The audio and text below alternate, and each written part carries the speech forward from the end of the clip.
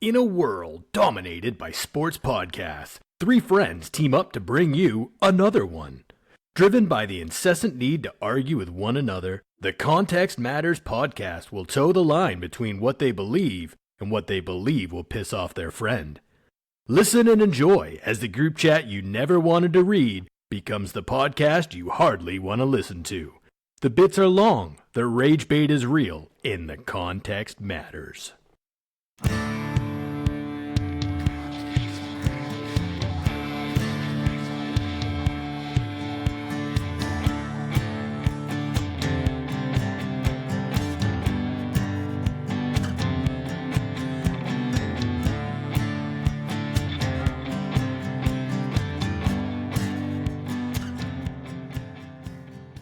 Welcome. Thanks for joining us on episode 18. It's Monday, May 4th. May the 4th be with you. I'm Bill. With me, as always, are David and J-Mo. I would say, how are we feeling? But I noticed, David, you're wearing a different hat this week. So now you're on to cursing another Boston team, although I don't think they need any help being cursed. So how are we feeling, boys? Feeling fantastic. Yes. May the 4th be with you. Rebel One is the best Star Wars movie out of all of them. I will not be accepting any criticism on that at this I agree. time. Rogue One is the greatest Star Wars movie. Yeah. Okay. Good. We're all on the You same guys are page, such Dave. nerds.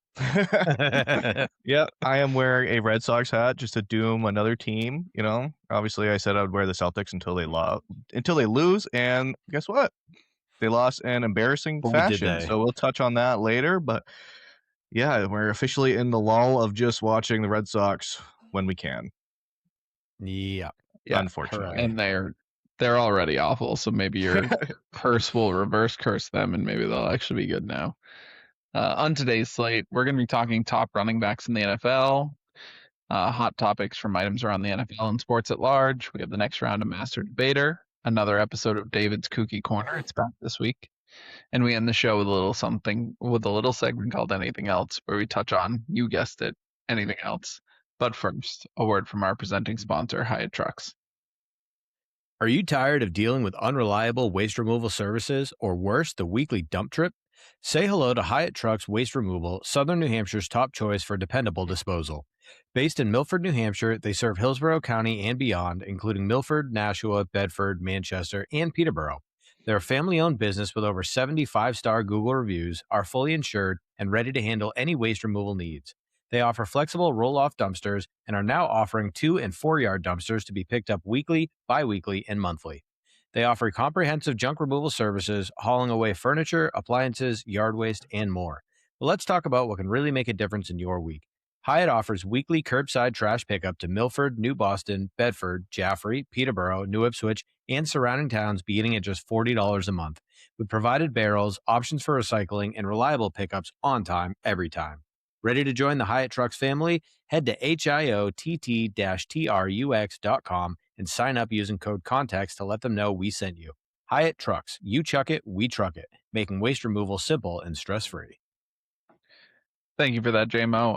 Absolutely. Please use code CONTEXT. Check out Hyatt Trucks. It's one great way to support the podcast. Another great way, we've been seeing a good uptick in views, especially on our short form content. So please check that out. Leave a like, subscribe, follow wherever you listen, whether that's YouTube, Facebook, Instagram, Spotify. Leave reviews on Spotify. We thank you. It helps us keep this going and make sure that we're making the content you guys want to listen to. Yep. So, on to this week's first segment, where we are going to be ranking running backs. So, just like we did with quarterbacks and wide receivers, we are trying with our best to put on blinders and not necessarily look into the team situation of each team, but just look at the talent of the running back in question. And we ranked top 20 running backs for each of us. There were 24 unique names. So we'll be going down the list, beginning with number 24. So number 24, JMO ranked in his 20th slot. David and I didn't rank him. It's David Montgomery. So new Texan, former Lion, David Montgomery. Yeah, the biggest thing with David Montgomery is that he was kind of playing second fiddle to Jahmyr Gibbs the last couple of years. He's a little bit older of a running back, but it's still like he was able to get it done when necessary. He was a touchdown machine. And again, it wasn't like they weren't just using Jahmyr Gibbs on passing downs and David Montgomery for short work, which he's 28, by the way, so he's not too old. In general, so that 28 is about the age where we start to see running backs fall off, minus the superhumans. But with David Montgomery specifically, he can still catch the ball at a pretty elite clip, and especially for his size.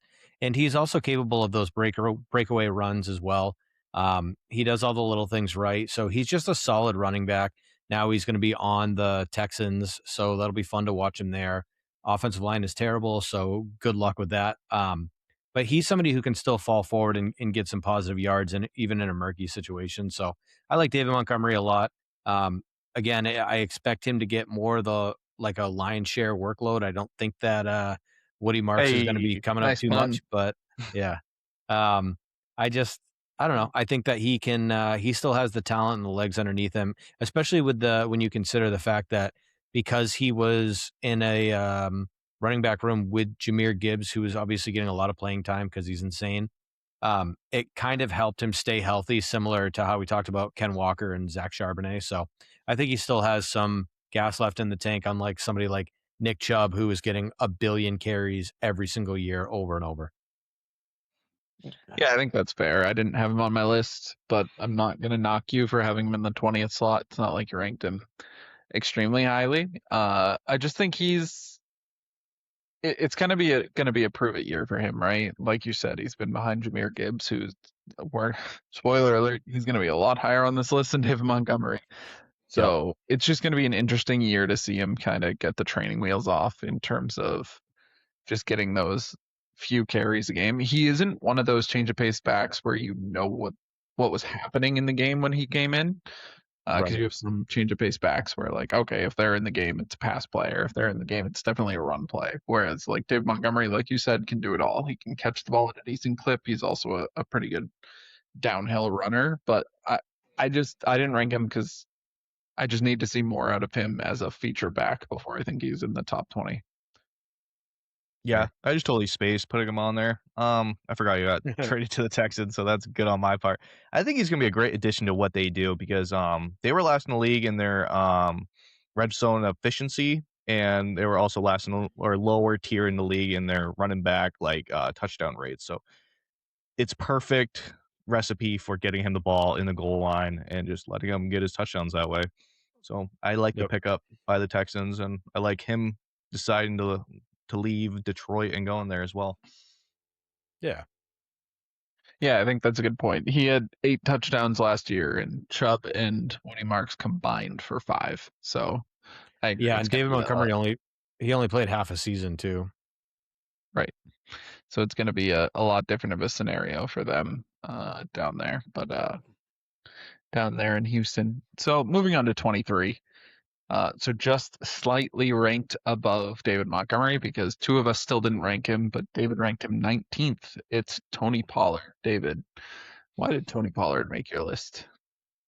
He's still a really good back in this league. Last year he ran over 1,000 yards, so he's still productive. I think once the Titans get the flow of the new offense and Brian Daboll running the show, I think he's going to be a benefit of it. I think keeping the ball out of the quarterback's hand is going to be a major benefit, and how they're going to have to win games is just by running the ball and making the game short in that aspect, chewing up time. So I think he's like a top half middle tier guy in the league. Like when he played for the Cowboys, he was an absolute stud, but their line was pretty solid at that point. But he's also like great out of the backfield. He can do like that third down back stuff. So he's not like just a one trick pony in that aspect. So I did give him a little kudos for that. Yeah, and the other thing too with Tony Pollard is that he rarely loses yards on a play. So that's a big part of his game. That's pretty good, for an offense that really can't set up the run via the pass very well because the offense was just dreadful last year. He really wasn't losing yards too much when he got the ball. So that helps a lot. Yeah. I have nothing really to say about Tony Pollard again. I think a lot of these maybe number 15 through 30 running backs are kind of interchangeable. you're kind of going by personal preference who you put on your list, kind of at this line. So I don't really have anything to add to Tony Pollard. On to for 22. So this is where I'm the one who needs to defend my position. I ranked him 18th. Neither of you ranked him. Jamiko Dowdle. So he'll be moving over to Pittsburgh this year. I am a sucker, and this is probably because I don't play fantasy football, or until this year I haven't, for a good downhill violent runner, because I think they add another layer to winning football teams. I think if you have a good downhill violent running back, they can help you actually win and seal games, as opposed to a lot of the more PPR monster catch machine backs. Because when it gets late in that fourth quarter and you have a big bruising running back coming down your throat, like those are the running backs that can put away games just by getting 4 yards a carry in the fourth quarter late, just to keep drives extended. Rico Dowdle, just like you mentioned about Tony Pollard, had over 1,000 yards last year, had 4.6 yards per carry, which was 11th among like the top tier running backs, like anyone who really got any real usage. And I just think he's a great downhill runner. So that's why I ranked him 18th. Yeah, that's fair. I mean, he definitely did all the things that was asked of him from Carolina last year. Obviously, they had that stretch in the middle of the season that was pretty crazy.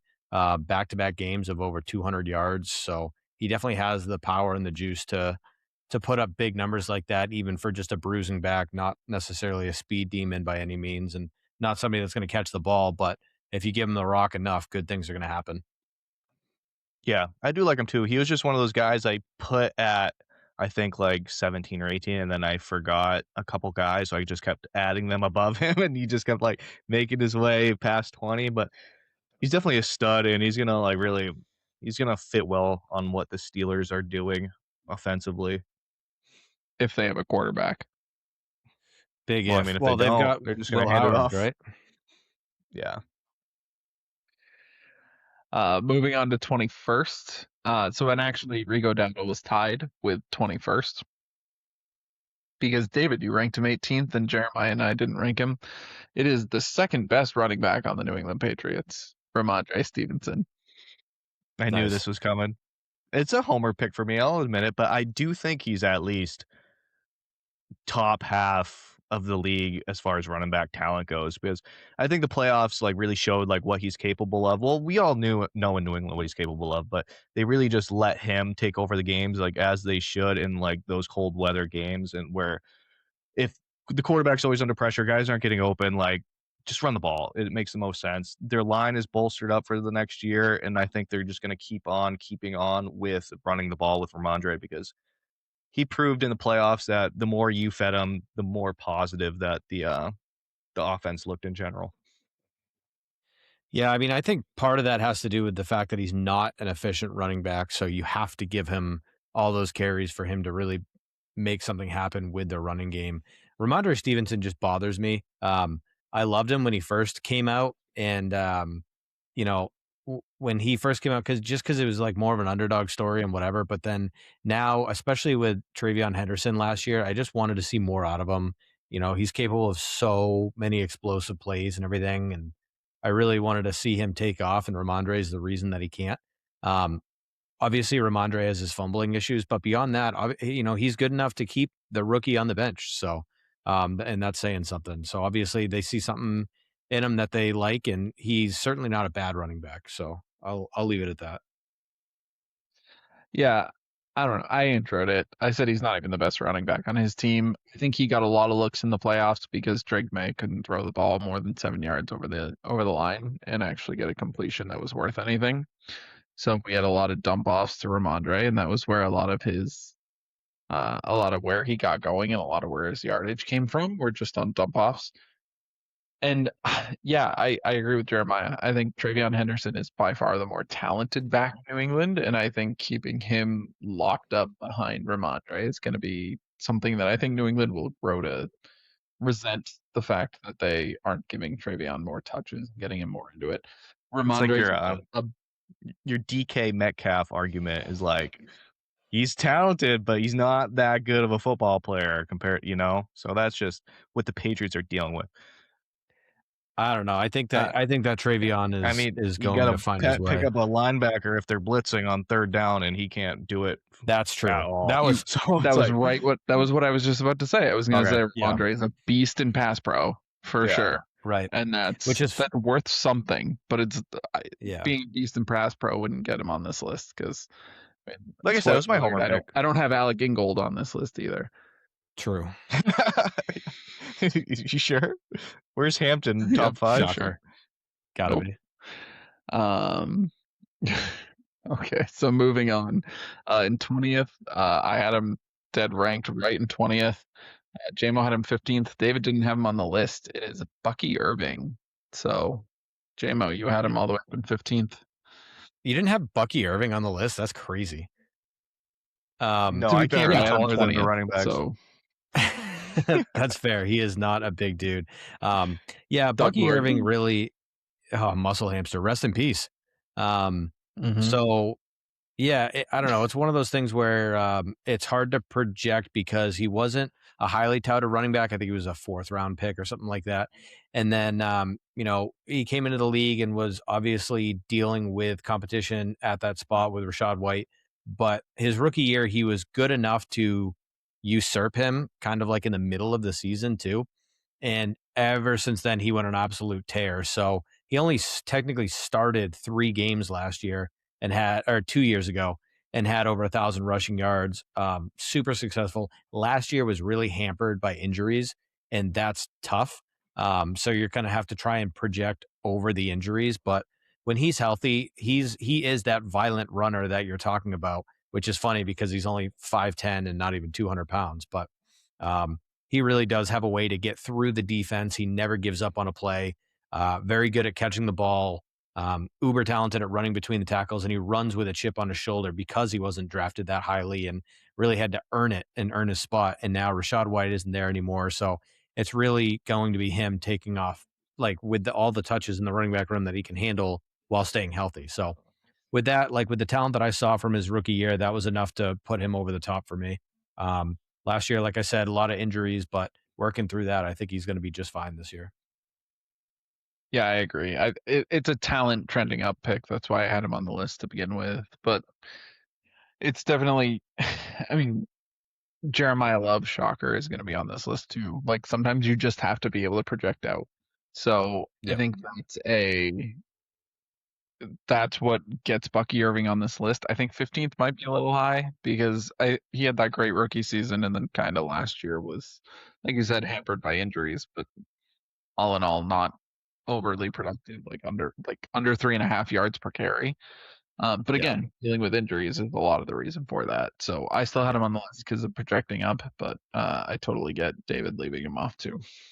Yep. Yeah, I just think he's too small and fragile to be like an every down back. And I think like his real comp is like Darren Sproles. And like as great as Darren Sproles was, like it's like was his specialty, was like third down and pass catching and all that, which like Bucky Irving's great at.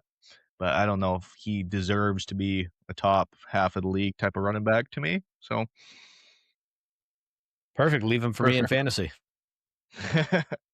Speaking of Jeremiah's running backs, 19th. I had him ranked 16th. Jim had him ranked 18th. David didn't rank him. It is the worst Achane, Travis Achane Jr. JMO, tell us about your running back.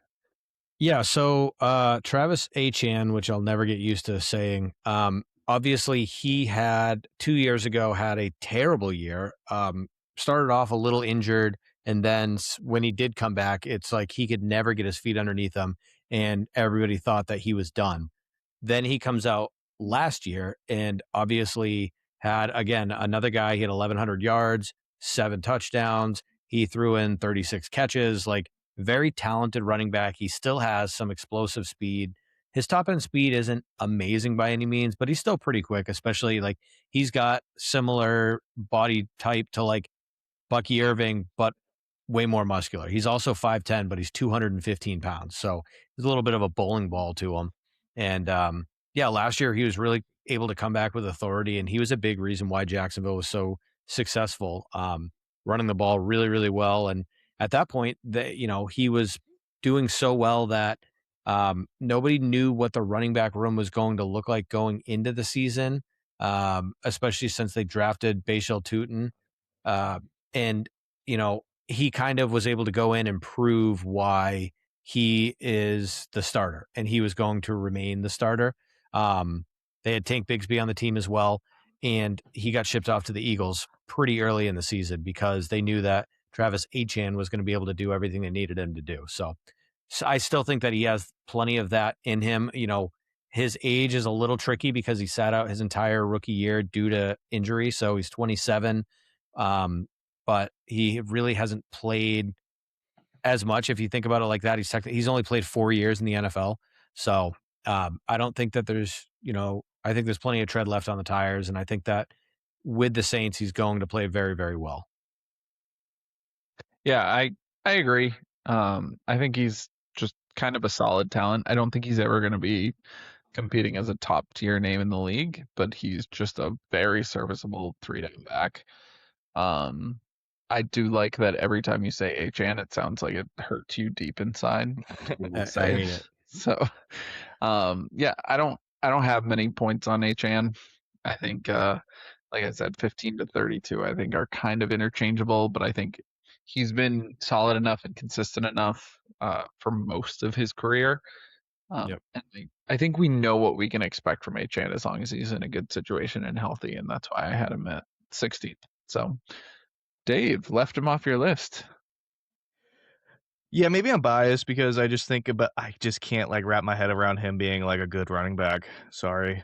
But just those years in Jacksonville where it was just absolute dog poo for they were considering him a bust. And for many, but he had 3 years where he was not good. And now he's splitting carries with Kamara and he's just going to enter a backfield with good back. So it's I don't know. I don't think it benefits his longevity, but I don't think it benefits his production. So I guess we'll see, but he definitely benefited from Liam Cohen and the Jaguars coaching staff last year. So who knows? So TBD for me.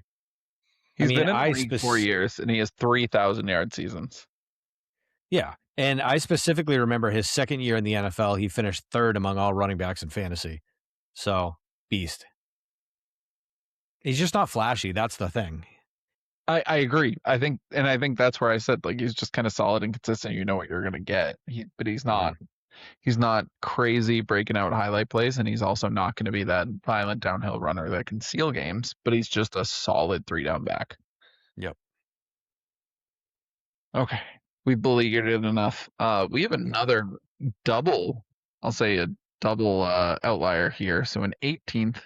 We have DeAndre Swift. So I ranked him 17th. So I'm just going to sit and shut up because I ranked him pretty consistently. JMO didn't even have him on his list. David had him up in 10th. So David, top 10 running back DeAndre Swift. I mean, he's a guy that could do it all. He has great ability. For a while, they just rode him. He had a couple games where he ran for over 200 yards this year. So, I mean, if he could do that automatically, you deserve a good spot on this list, even though I say that and then I left off Rico Dowdle. But the fact he fit into Ben Johnson's offense as well as he did, and for the first half the season, they couldn't figure out Caleb Williams at all, and he literally carried them to win. So, I mean, he got over 1,000 yards. He got 9 touchdowns. He had great success rates. So first down percentages, a lot of catches, a lot of yards. So they could design plays with him in the backfield as a wideout, which I give guys props if they're a running back and they can line up in the slot and they can catch balls and stuff. So that automatically bumps for my list a lot of guys into probably spots that they might not be if we're just doing backfield running backs. But if you're a Christian McCaffrey, we're going to get to him. But anybody that could do it all deserves to be higher on the list in my eyes. I don't think he made the list. Yeah, Christian McCaffrey. Definitely not. Yeah. Did you say he had 200-yard gains? Yeah. Didn't last year he had a couple 200-yarders? No. Or was that I think you're thinking of Rico Dowdle because he had a 125, a 124, and a 108. That was it. You goofball. He did have 10 total touchdowns, and he did rush for almost 1,100 yards. So he did, but again, I don't know. I think DeAndre Swift is always a product of the team around him. He really wasn't anything special with the Lions, so he never had anywhere close to 1,000 yards with the Lions in the 3 years he was there. It was You know, 521, 617, and 542 yards. They ship him off to the Eagles with the best offensive line in football, with an offense that was absolutely humming, and he just barely squeaked over 1,000 yards. Then his first year with the Bears, under 1,000 yards, and then last year, 1,100. I think he's a product of the people around him, talent-wise. I think if you plug and play somebody else in that position, they're going to do just as well. See Saquon Barkley with the Eagles. Now, obviously, his talent is incredible. But again, I think DeAndre Swift's success is just a product of the team around him, albeit with the fact that he still deserves to be ranked because he does seem to keep doing it year in and year out. But by doing it, I mean just above average. So I don't know. I don't think it's anything special from that guy. Yeah, I agree. I think he's a poor man's Travis Etienne. Nice. Thanks. So moving on. Our next spot, I will say I ranked him, but this is me giving JMO a lot of credit and telling me about how talented he is. But it's Jeremiah Love. So we have him ranked at 17th. I have him 19th. JMO has him 17th. David has him 14th. My only note is we'll see. And I think that's true of just about any rookie in general, but especially rookie running back. It's like, let's see how they translate when everybody's faster, bigger, and the game moves a lot quicker. Yeah, I mean, I'll give you a little hint. He's going to translate just fine. He's going to absolutely dominate people. The way that he was playing in college was just absurd. Even, his senior year, he had 12 games played and he had almost 1,400 rushing yards and 18 touchdowns. And that's not even counting his receiving stats. So, he had another 3 touchdowns on top of that for receptions. And yeah, I know you don't, but I don't care. Trust me, he moves different. Yeah, the same way that you would have said the same thing about Bijan coming out of college. You would have been like, oh, who cares about Bijan? And then he gets to the NFL. You're like, guys, have you seen him? He's amazing. And all of us I'm not saying they can't be good. That's not my point. It's when you bring up stats and expect them to necessarily translate. Yeah, he went for 18 touchdowns and the last one was running over a plumber.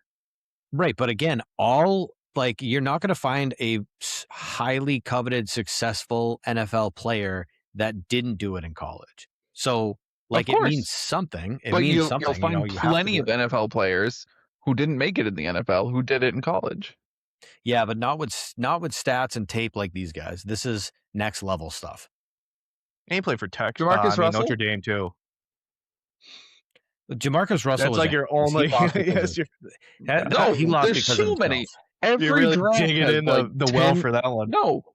No, it's just the most famous. No, any draft 20 years ago, guys who went in the first round who suck.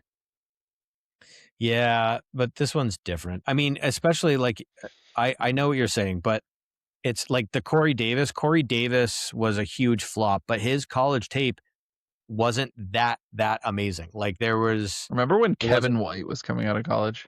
Dude, Kevin White going to the Bears. He was so good. He was. That one's sad. Well, that one he shattered his legs. So what do you want? Yeah, but Jeremiah Love before he shattered his legs. Beast. You didn't watch the championship game where he trucked a bunch of guys and he was fighting. He's such a bunch dog. Of plumbers.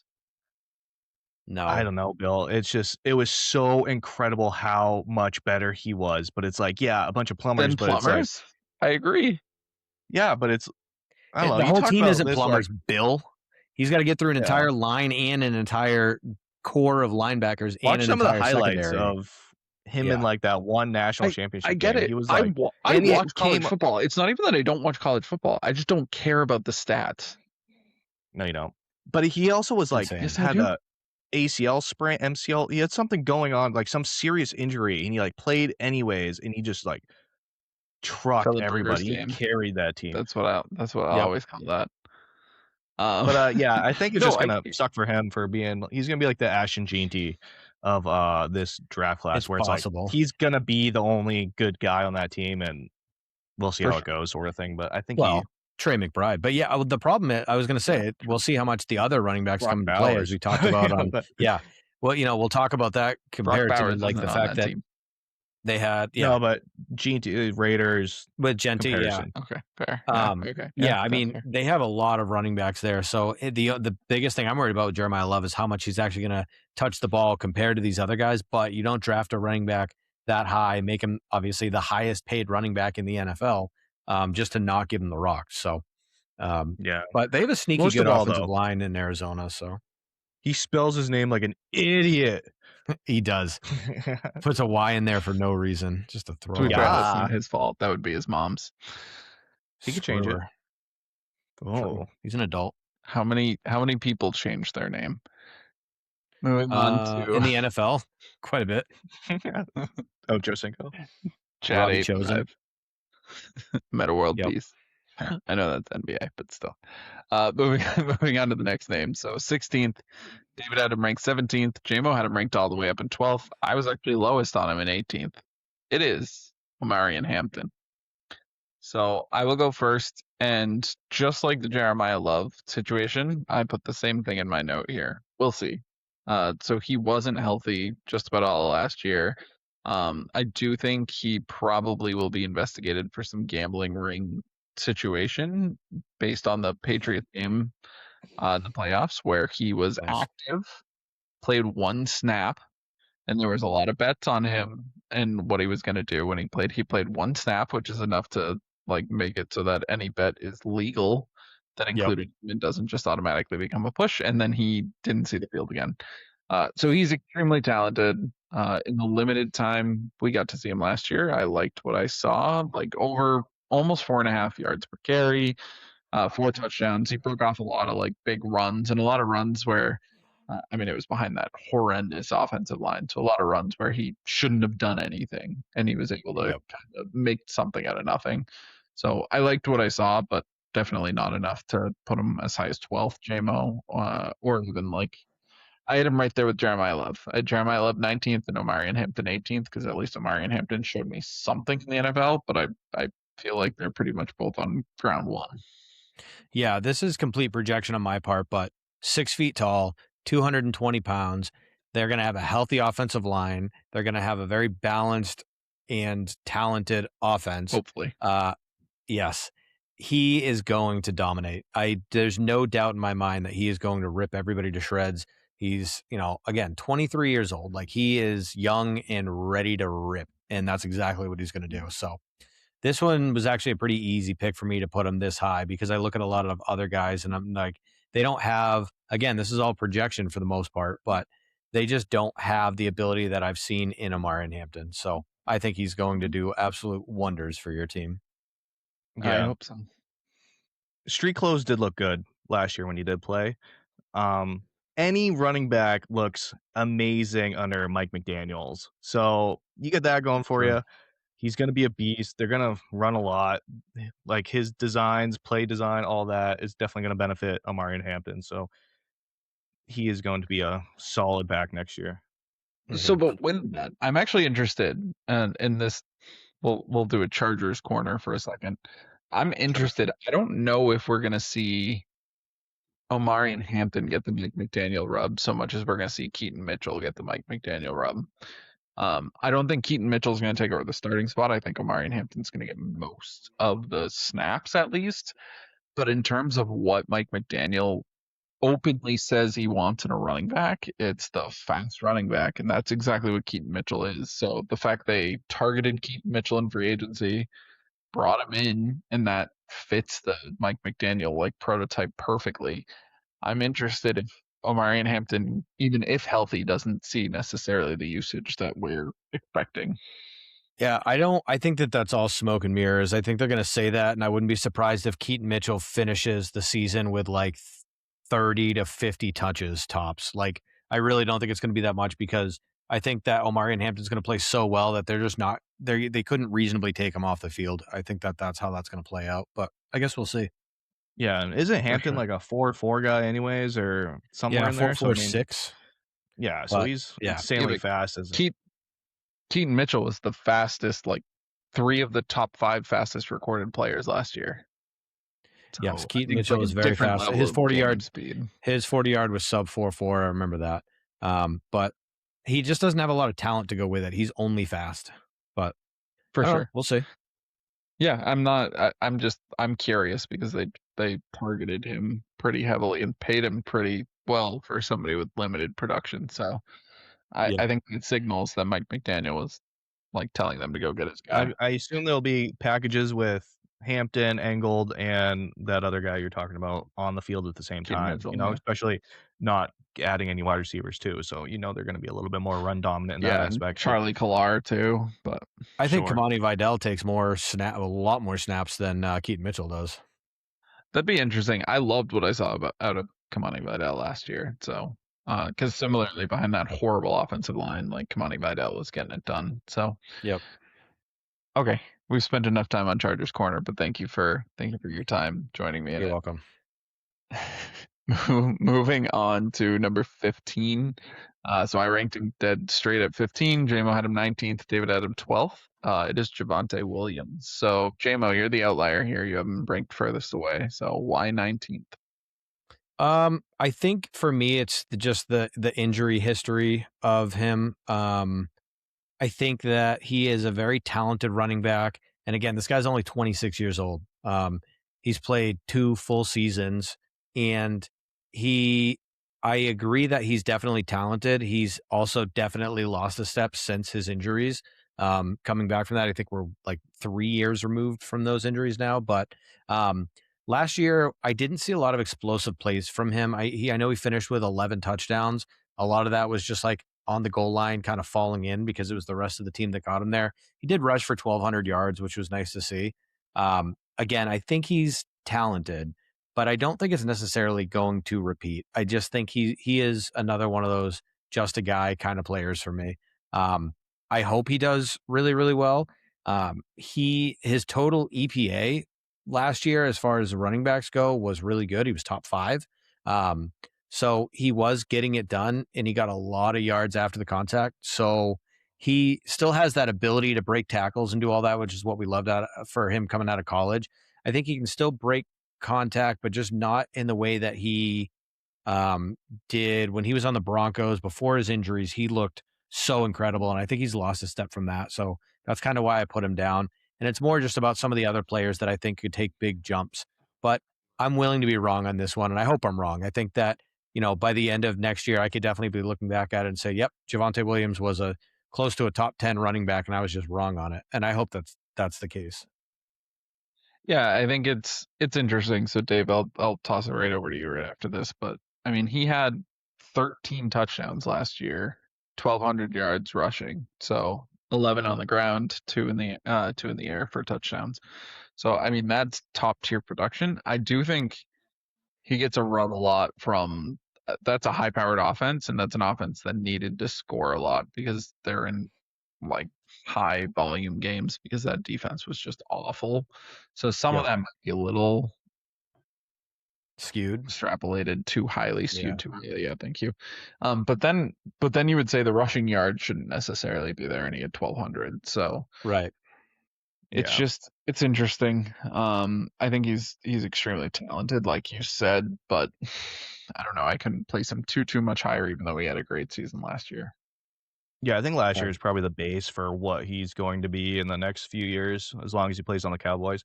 He did have like a pretty solid year last year. Like I didn't watch him a lot in for the Broncos, but I watched him a lot on the Cowboys. But I mean, just to have 800 yards after contact and you're only rushing for 1,200, like, yeah, you can say what you want about a high-powered offense and this and that, but that just shows he got hit a lot close to the line of scrimmage and he was able to still get positive yards, like almost averaging 5 yards a carry. So, I mean, that's all you need. It's a pretty solid production from a running back. So, especially for the Cowboys, it's always been like their big hole ever since Zeke left. So, yeah, that's fair. For sure. Okay, on to the next name. So this is tied for 14th, or actually tied for 12th, is how you would say it, I guess. So a 3-way tie for 12th. I have him as the last in that list. Just, I don't know why it's how the list sorted out. But it's Kyren Williams. So I had him ranked 14th. JMO had him 16th. David had him 11th. So we're all pretty tight there. No real outlier. He was one of my only bets that hit during the playoffs. So I'm him and Ken Walker actually were the big bets that I had that hit. But he's an extremely talented back. I think he would put up a lot better numbers if he wasn't on an offense that had threw 2-yard slants throwing to Devontae Adams. Yeah. Hey, they weren't all slants. A lot of them were fades. True. which is a harder Touche. ball to throw. But yeah, I mean, he had another running back with over 1,250 Blake yards. He Corum. also still had 10 touchdowns on the ground, had 3 in the air, so that's 13 touchdowns over 1,250. And like you said, JMO, so he had Blake Corum too, so he wasn't a bell cow. So that's great numbers from somebody who was still splitting carries a little bit on a high-powered offense. Yeah, I absolutely love Kyron Williams. He is one of my favorite running backs in the NFL. The biggest thing with him is that he's just so consistent. And honestly, I think he's on the perfect team, because I think if he went somewhere else where he had to be an absolute bell cow, I don't know how well it would work for him. But the last 3 years, he's had 2023, he had 1,100, a little over 1,100 yards. 2024, he had 1,300 yards. Last year, he had 1,250 and double-digit touchdowns every single one of those years, and over 30 catches every single one of those years. So he's just such a solid player. My favorite stat for Kyron Williams is that out of all the players in the NFL with over 150 carries, he is the only one with a success rate of over 50%. And so the way that they determine success rate in NFL stats is the amount of times that you finish a run with positive total EPA. So your expected points above average. So he is just 50% of the time his runs are better than they're expected to be. And that's just like perfect Kyron. Like, he is always falling forward, getting the extra yards, obviously finishing with 1,200 yards on an offense that loves to throw the ball. Like that in and of itself makes sense. But yeah, just super, super talented. He's always in the right spot. He does everything he's supposed to do. Gets a lot of first downs, is active in the passing game. He's just a really, really good do-it-all running back. Yeah, I like him a lot too. You hit it on the head perfectly, so there's not much to add. But yeah, I think you ranked him the lowest too. Yeah, he's just a I know, great running funny, back. right? On to the next. So the only reason that I ranked him so low is that I think that we're going to continue to see a lot of Blake Corum next year, and that's the biggest thing. Like, and again, we're talking about talent, but he is getting a little bit older. He's been hit a million times because, again, he's had quite a few carries over and over and over, and he's been that rock. So, I think he's still very talented, but I think he's going to start to wear down here soon. Yeah. No, I think that's fair. I don't have anything else to add. I think you did rank him the lowest, but like I said, that was a pretty tight spread out of all 3 of us. Yep. Just like this next guy, who is, so I have him 13th, but he had the exact same placement. I ranked him 11th. JMO ranked him 14th. David ranked him 16th. I think this is a player that's really hard to rank because of their team dynamic. And it's the stat I always like to throw out. He had more yards after contact than he did rushing yards last year, which sounds fake. Not total. That was from like 3/4 of the way through the season, but it's pretty close. Yeah. So actually it is still true. It's just true if you include his receptions too. Oh, okay, fair. Yards after contact, rushing that makes sense.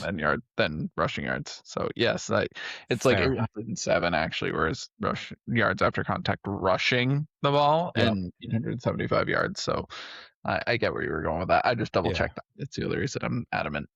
Fair. But with the Michael Myers stance in the backfield, he's just a bruiser. He's a dude out there, like just a hard run, get everything that's there and then some. And I think if you put him on another team, he would be maybe not MVP, because I don't think we're going to see that many more running backs that are actually competing for MVP, especially after some of the seasons we've seen the last couple of years, and like Saquon's, not last year but the year before, and then not even really getting a nod, or Christian McCaffrey's last year honestly could have gotten a nod. Yeah. But I think if you put him on a team with a good offensive line, I think you'd really be looking at another easy 2,000-yard rushing season. Maybe not easy. Maybe that's a little bit of a stretch, but definitely capable of it. Yeah, I mean, he finished 7th in total rushes in the NFL, and that was as a rookie. And he really did every single thing that he could every time that he touched the ball. He really showed a lot as a receiver as well. And the routes that he was running were not just swing routes and things you typically see from running backs. Like he ran quite a few go routes and things like that. And he was catching the ball over the shoulder and making some really, really good plays. So talent wise, he's right up there. I mean, he is just a beast. Yeah, he might even be a little low on all of our lists, like projecting him into next year because, the Raiders have done a great job just bolstering their whole team, offense. Clint Kubiak coming in. Kubiak always has great running backs, so it's going to obviously benefit him a ton. He's insanely talented. He, like you said, he can do it all. He can line up in the backfield, 55 catches. He can just do it all in every aspect. So he's going to make some splashes next year. So it's exciting to see. I thought for sure when you said 55 catches that Bill was going to say 55 burgers, 55 fries. 50... yeah, the only thing with Kubiak's offense is that he loves to run multiple running backs. And so, but I mean, they really don't have anybody else on that team. They have Dylan Laube, shout out UNH. And then they drafted Mike Washington Jr., who's just really fast, and that's about it. So, as much as Kubiak's going to want to run two running backs, again, it's like the Omari and Hampton thing where like there's most of the time you're not going to be able to pull Genty off the field. So no matter what you want, the reality is he's going to be the best player by far. Yeah, and that's why you drafted him where you drafted him too. Obviously, that was predates the Kubiak system, but right, if you draft him at 4, then he's going to be every down back for a couple of years, you'd think, anyways. Yep, for sure. So moving on to 12th. So also, this is the last one in that 3-way tie. I have him 13th. JMO has him 13th. David has him 15th. And honestly, like you were saying about how Ashton Genty might be a little low on some of our lists, I think this guy might actually be a little high, which I'm really thinking about now after we've talked about some of the people I ranked below him. But it's recency bias, I think. So it's the reigning Super Bowl MVP. It's Ken Walker, who's moving over to Kansas City. Just looking at some of his stats, he has great yards per carry. We talked a lot leading up to the Super Bowl about how he is one of the more elusive backs in the NFL, really hard to tackle, can kind of slip through you in a phone booth. But maybe it's because he was splitting a lot of time with Charbonnet. But other than his yards per carry, which is a huge indicator, I'm not saying that you can just throw it out, but other than that, not any real stats that jump off the page about last year. Just barely eclipsed 1,000 yards, 5 touchdowns, none in the air. So now that I'm kind of looking and thinking about that, I might have ranked him a little bit lower, but I think he'll probably see a lot more of the bell cow system in Kansas City than he saw last year in Seattle. So maybe I'm being a little too harsh. I think so too, but he has to stay healthy for it. Again, there's no doubt in my mind he's one of the best NFL running backs in the game when it comes to breaking tackles. It doesn't matter if you get to him behind the line of scrimmage, he's going to find a way to make that first guy miss every time. And if he does get the ball in space, it's not even a competition. So I think that he will get that bell cow role as long as he can stay healthy, which is a big if.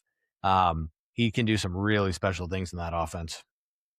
Yeah, and I think it says a lot for the Chiefs to target him in free agency. They're not a team that really plucks guys like that right away, overpays them. So, like Andy Reid and their new old OC, like Eric Bieniemy, have a plan for him, and I think it's gonna produce very well. For sure. Okay, so the last name outside of the top 10, I had him ranked 10th. JMO had him ranked 10th. But David, you're going to have to speak to us about what you don't like about Chase Brown. It's his size. I guarantee you it's his size. I don't know. He's always hurt. He barely scratched 1,000 yards, like with the 17 games. So it's like, that's not even like anything special anymore. He didn't get a whole lot of touchdowns. Granted, like, the quarterback there was got 5 more in your hair. So spoiler alert, I know how you picked some of the top end talent here, but you're gonna discount what Chase Brown was able to do receiving? Yeah, I know. He did pretty well receiving at the same time, but they're losing a lot of games. So it's like, he's not on a winning team. It's just tough to rank him because he's a good running back on a bad team. So it's like, they don't run as much as they should, and they throw the ball more than they should to catch up to other teams that are beating them. So it's like, really can't see what he does. He's hurt a lot. Last year he had a pretty bad year for the most part, and then the last like few games he caught fire because my coworker drafted him and he complained about him all year about how bad he sucked. So maybe that influenced my decision. But I mean, I still put him top 20, so that's something. I think so. A lot of it Barely. gets misconstrued there. So like the beginning of the season was a little rough, and again, that was when Joe Burrow, like the first couple games when Joe Burrow was throwing like 150 passing attempts. So obviously, like you're not going to be able to run the ball when that's happening. And then immediately after that, Joe Burrow gets hurt, and the offense as a whole before they got Flacco with Jake Browning was nothing. They literally could do nothing. It was an embarrassment to watch. Everybody was real sad. And then they get Joe Flacco back. So starting from week 7, this is what I love about Chase Brown is that he can really push that offense forward in multiple different ways. So like week 7 against Pittsburgh, he goes out and he has 108 rushing yards with 2 touchdowns. The next week, he has 73 rushing yards. After that, they're playing Chicago, historically good defense. He only has, he has 37 rushing yards. What about before week 7? But that's what I'm saying. For week 3 9, yards in a game. Yeah, but again, nobody in that offense was doing anything. Like they weren't even getting first downs, so you can't get those kinds of stats. So yeah, when he plays Chicago, he has 37 rushing yards, but he has 8 catches for 75 yards from the running back position. After that, 99 rushing yards, 107 rushing yards, 70 keep going. yards. Keep going. Then he plays Buffalo, and he has a very bad game. 53, 66, Yes. dude. What are you? But again, when he plays Buffalo, it's 23 receiving yards. Or 23 rushing yards, but he has 2 touchdowns that game. So he's still a factor. Every single game, he finds a way to be a factor and to be effective. So I love Chase Brown. I think that he always he has what it takes to make sure that something is happening in the running game or receiving game one way or another. So I think he's uber talented. And again, he finds a way to make it happen. Agreed. Yeah, I think you David, for giving him such a hard time, he had more touchdowns than the guy you ranked first. So it sounds like any freaking jabroni on that team could get a touchdown if you only average 70 yards a game, so it's crazy. 3 yards, 47, 43, 40, 27, 42, 37, 73, 23, 78, 53, 66. It's like 12 games right there. Ready? 69, 55, 52, 49, 57, 54. Guess who these are? 129, 25, 106, 30. That's the guy you ranked first. So let's be consistent. You're just really comparing the best running back in the league to a guy that I'm just saying you're comparing just rushing yards for a running back who is very two-dimensional. So I just did the same thing to you because I know who you ranked first, who's also very two-dimensional. So you can't just look at one dimension. Also, again, like J-Mo said, like Jake Browning is a lot different than, I'm trying to spoil it, but whoever we're talking about later. And I ranked that guy high too. I'm just saying, be consistent. Anyway. Did he win a Heisman? Chase Brown finished as running back. No one cares who won a Heisman. Heisman. Heisman doesn't matter. Also true. Johnny Manziel. Running backs. So finally moving into our top 10. Move the goalpost. Finally moving into our top 10. So we have a touchdown machine here to kick off the top 10. I ranked 12th. J-Mo ranked him 11th. David ranked him 9th. He was 13 touchdowns last year, which I believe was tied for third for running backs. Although behind Josh Allen, so tied for 4th if also you true total. But tied for 3rd among running backs. It's Josh Jacobs. So while he didn't quite get the 1,000 yards and he was just hanging around that 4 average yards per carry, I think we all know Josh Jacobs. It's been around long enough. Just a good downhill running back. Although he can catch the ball too. He can make a little bit of moves happen in the receiving out of the backfield, but just great at sniffing the end zone. I was going to say, I'm pretty sure it was last year. It was the first time that he finally caught a touchdown in the NFL. He had 1 receiving touchdown. It was like he had the longest streak of whatever it was, active games or I think it was the longest streak of receptions without a touchdown So that was really fun to see him. But yeah, absolutely. The offense runs through him. There's no doubt. And yes, he's an absolute touchdown machine. So I love Josh Jacobs, and I see no reason that he's not going to continue it again this year. Yeah. Even last year was a little bit of a 260 dud, but considering what he should be, but he's always hurt, but he plays, which like means a lot to me when I'm ranking these guys. Like if you're hurt and you're sitting on the bench, boo. But if you're hurt and you're pushing through it and you're still productive, like it's great. And he's an insane talent. He could do it all. So yeah, Yeah. I like Josh Listen up, Jacobs. Lamar. Yeah. Yeah, so that probably would have been last year that stat came out, because he did score a touchdown receiving last year, but hadn't up until so Yeah, that's what it was. 269 career catches and 2 touchdowns Without a touchdown, yeah. which is just That's pretty wild. Awesome. Yeah. So no, yeah, just a touchdown machine on the ground and apparently not in the air. Not a lot to say about Josh Jacobs. Just a good old school running back, kind of the way running backs used to be. Yep. And then let's completely flip that on their head with a great 2-dimensional running back on a pretty bad team, which is, I think, why our outlier here again is David. So we ranked him 9th. David ranked him 13th. I ranked him 9th. And JMO ranked him 7th. It is Breece Hall. So, Dave, what don't you like about Breece Hall?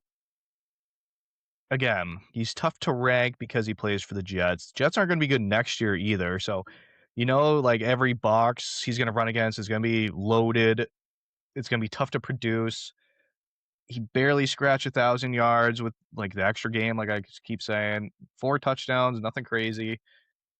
A lot of rush attempts.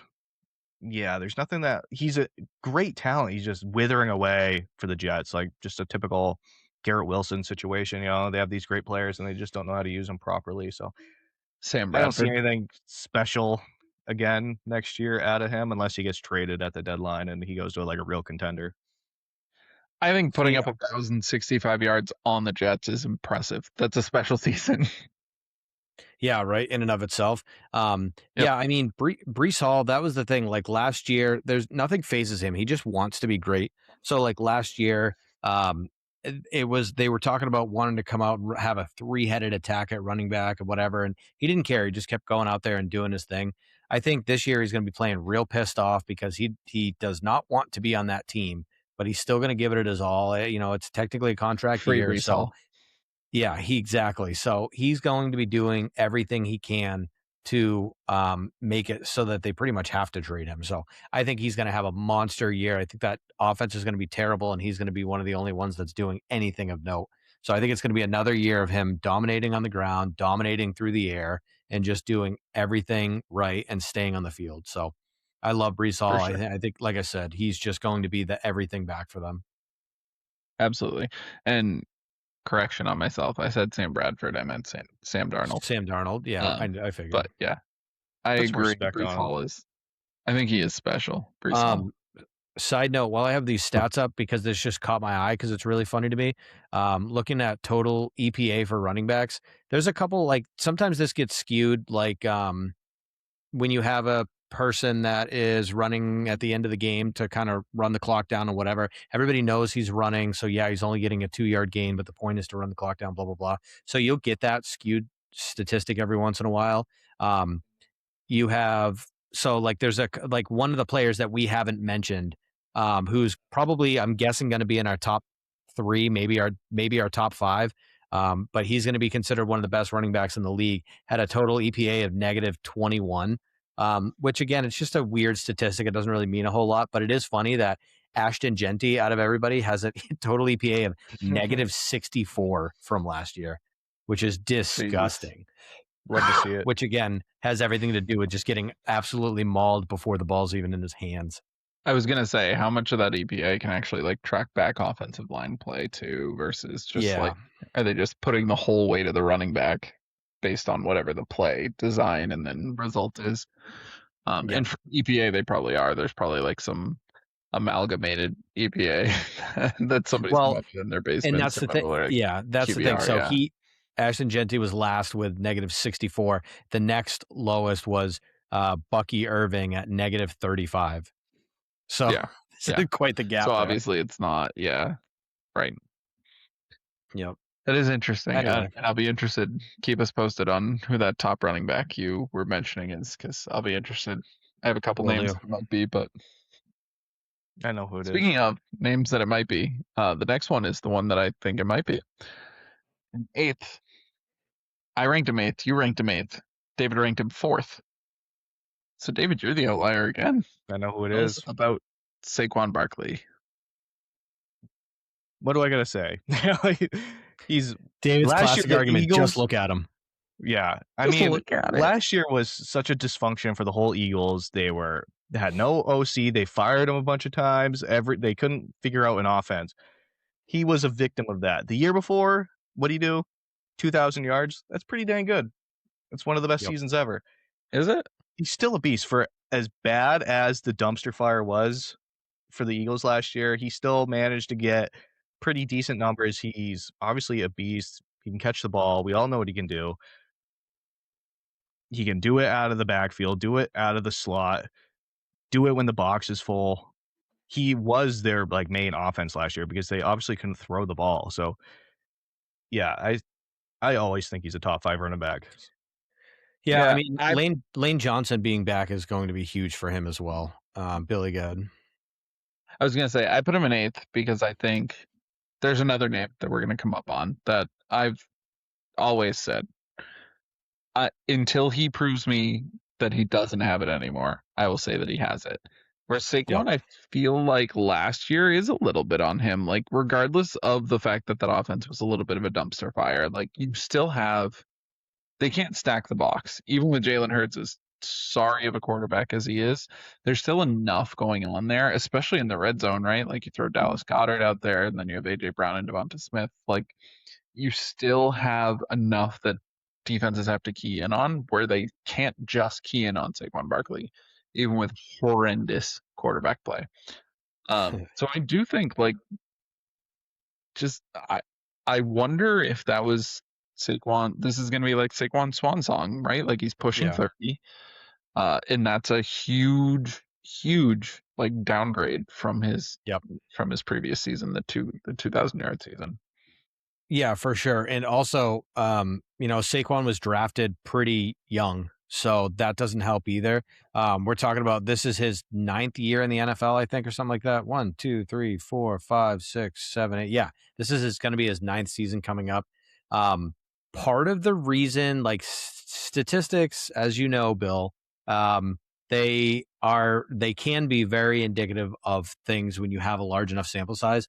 And in the NFL, when you have a running back that touches the ball over 400 times in a season, the following year, they cannot come anything close to it. And it's been proven time and time again. And with his historic 2,000-yard season, with playoffs and everything, he touched the ball almost 500 times. So it makes sense that he had a down year last year.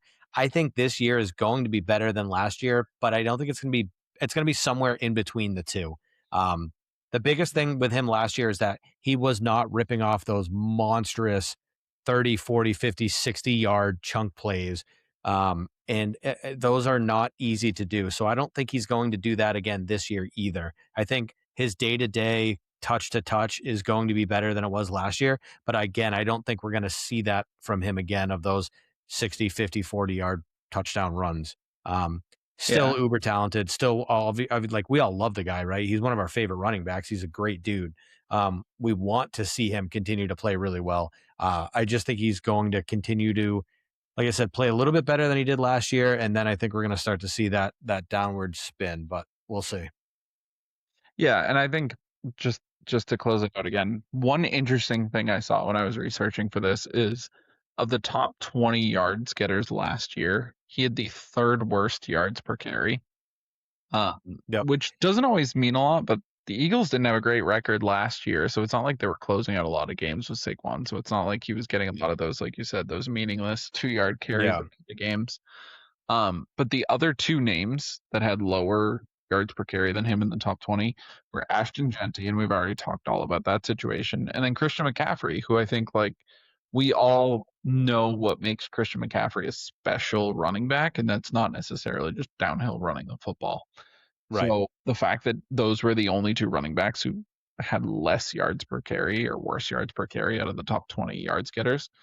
And obviously I'm truncating that arbitrarily by only Sure. top 20, but like he should still perform well in that because he's Saquon Barkley. So Right. that was something that made me rank him a little bit lower. Fair. Okay. On to the next name. So this is pretty low, I feel like, for the next name. We actually ranked him across the board at trifecta. So this is tied for 5th, but who I have in 7th, just because that's how it sorted. We all ranked him 6th. And it's the rushing yard leader from last year. So it's James Cook. He absolutely made that offense work alongside Josh Allen. They had a much improved offensive line, but he did a lot. I mean, 12 touchdowns on the ground, another 2 in the air. And like I said, over 1,600 yards. He led the NFL in rushing last year. So 5.2 yards per carry. Just not much you can say about him other than maybe the second most talented running back in his family, which is pretty crazy to say. But right. But yeah, just a great running back. I think he's just kind of all these running backs that we're about to say are kind of the top tier. I feel like this is Saquon Barkley's probably where we started, the top tier running backs. Yeah, I agree. I mean, James Cook, he got paid, and a lot of times after running backs specifically get paid, you just don't see a season out of them that makes you go, oh, they were worth that money. But James Cook did not fall into that. He played out of his mind, 1,600 rushing yards. Out of all the running backs with over 200 carries, as far as like stacked boxes, which is something that we talk about all the time, right?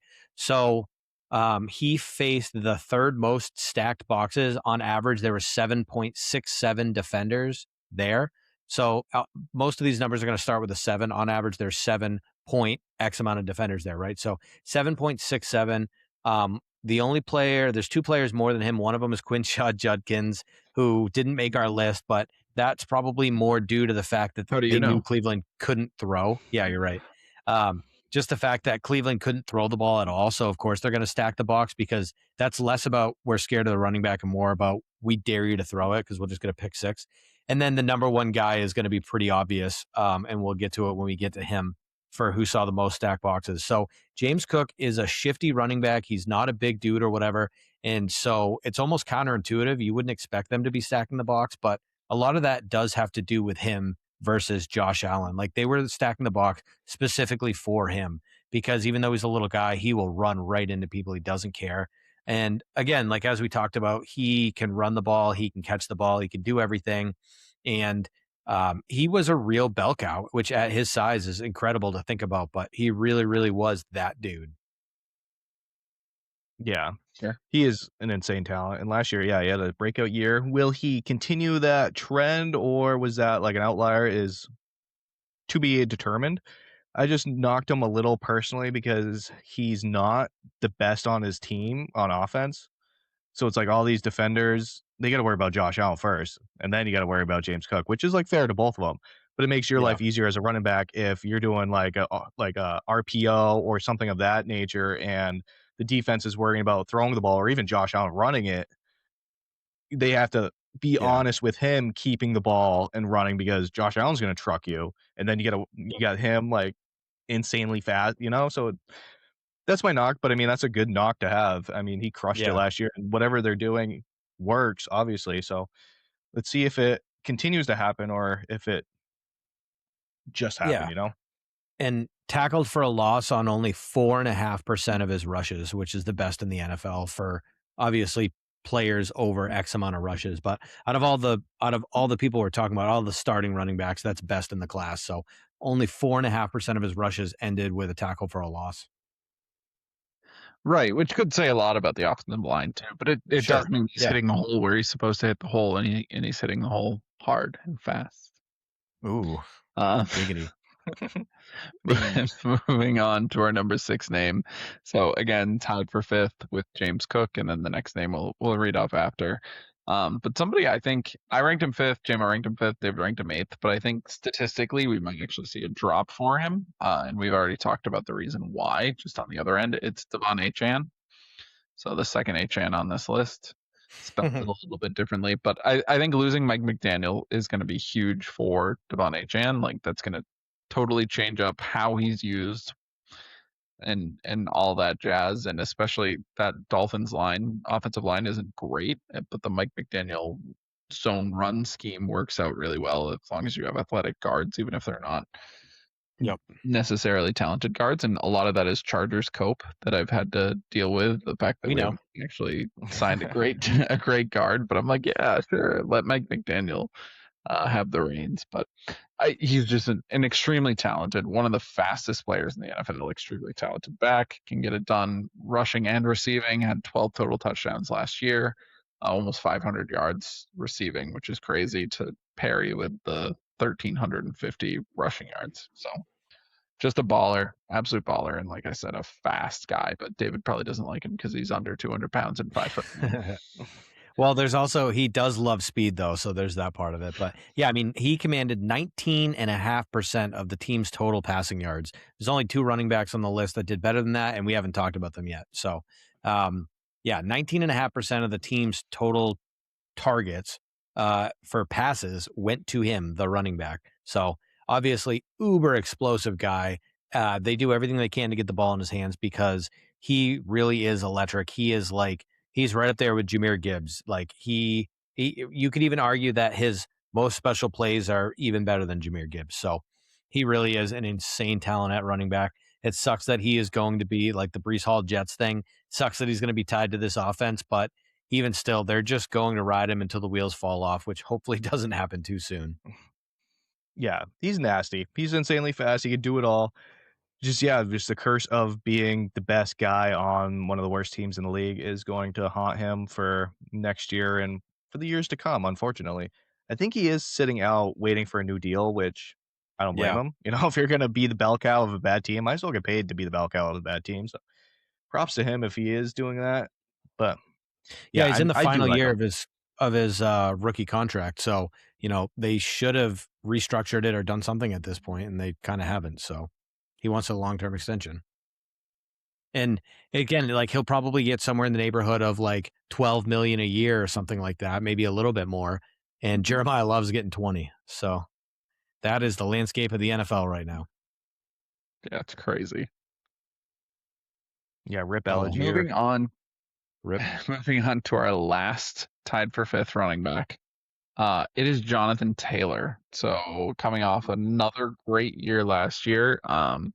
In doing some of the research into Jonathan Taylor, obviously we know these running backs. We've watched the NFL the last 5-6 years, longer, but as long as he's been in it the last 5-6 years. And you know he's special, but like when you look at his career stats and you just look at if he's healthy, he's putting up 1,400 yards as like a baseline, which is just insanity. One of the only running backs I feel like you can say that. Like his rookie year, he put up almost 1,200, then he put up 1,800, and then he was injured a couple of years. And then not last year, but the year before, he only played 14 games, and he put up 1,400 yards. And then last year he puts up another almost 1,600 yards, 20 touchdowns, 18 on the ground and 2 in the air. I think he'll have a little bit of a reversion from last year. I think there was a lot of that Colts team caught a lot of people by surprise, and I think there was a lot of the way that offense was kind of masterminded. So I think once the tape's out a little bit more, I don't think he'll quite have the same success they have. Mainly because I don't think Daniel Jones or whoever's quarterback in the Colts. While we wait for Daniel Jones to come back from injury, I don't think they'll have the same success, which I think will breed Jonathan Taylor not having the same success. But still, just like I said, his baseline is 1,400 yards so long as he's healthy. Just an absolute insane back. Yeah, he was a lot of fun to watch last year. I love watching him dominate. He had the most rushes in the league. He was given 323 carries for good reason, obviously. You touched on all the stats, all the yards. He led the league in total EPA, so his total points above expectation is 17. So leads the league in that category. The number doesn't matter as much as the ranking does on that. He was obviously a stud. He didn't, again, sub 9% tackle for a loss on his total rushes. And that was including the ends of games when he was just running the ball out.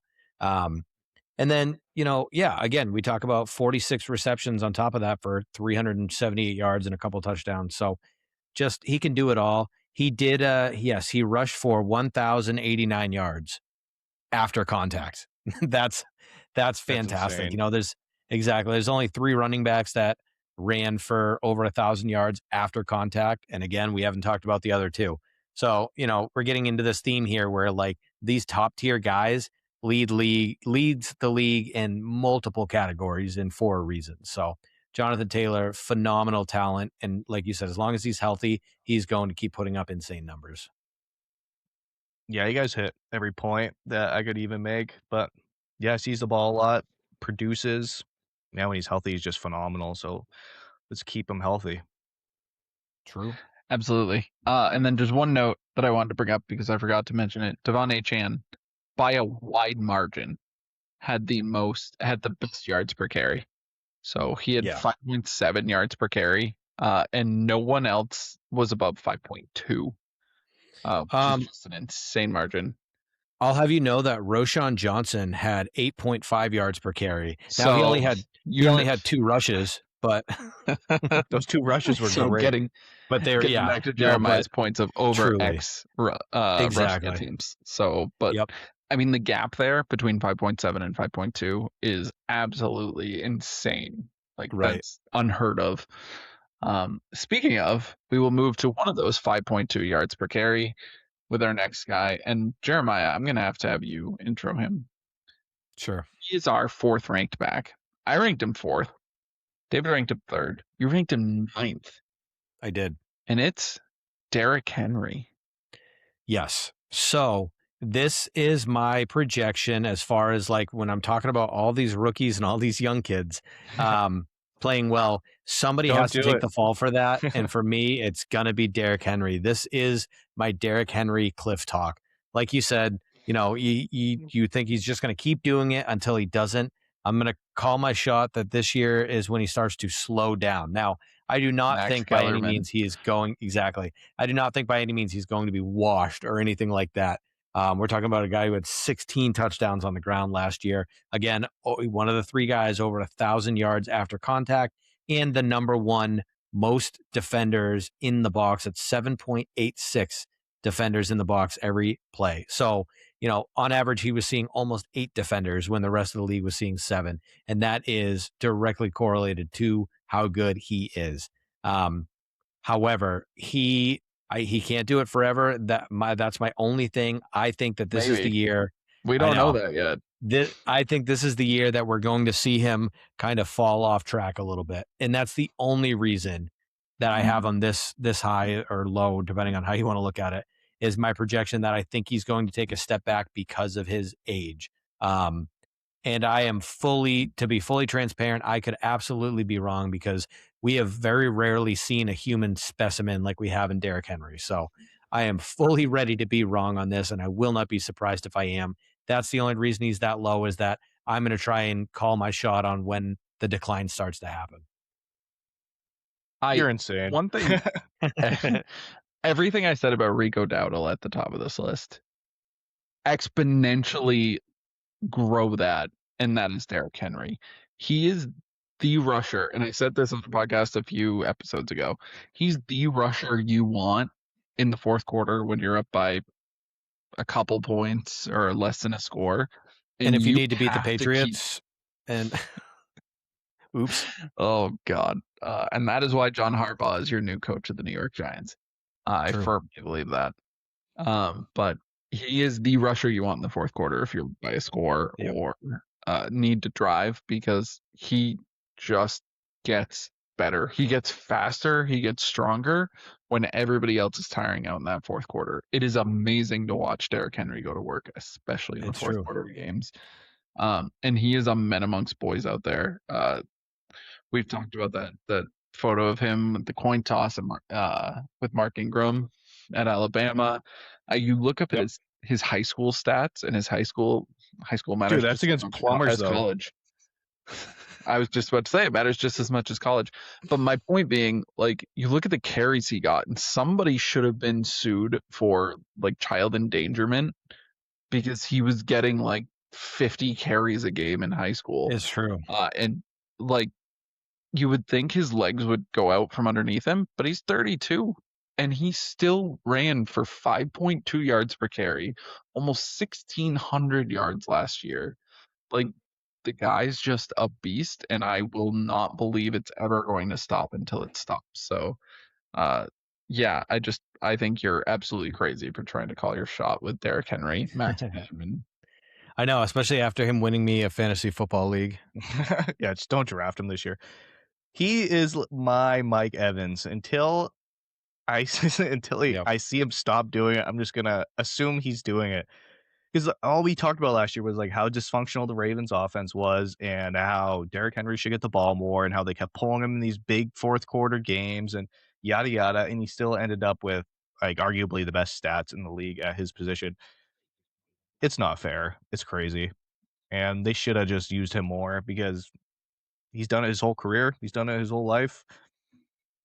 Can't knock him until I see it. And I don't think it's next year because I think that offense That's with a fair Lamar, take. like you got to respect Lamar. Like I said about Josh Allen, like you got to respect Lamar's ability to run the ball as well. So if they don't do it as much, but they got to do that, the option offense, like the handoff read offense, and really pick on these ends and linebackers for who they're going to take at certain times with whether it's Henry or Lamar Jackson. And then just going to unlock another level to this offense or RPOs that'll benefit both of them. And they don't even do that. Their offense is really high school level. It's nothing special. And that's why Harbaugh got canned. So I think it can't get worse than it did last year as far as like their offensive schemes and design.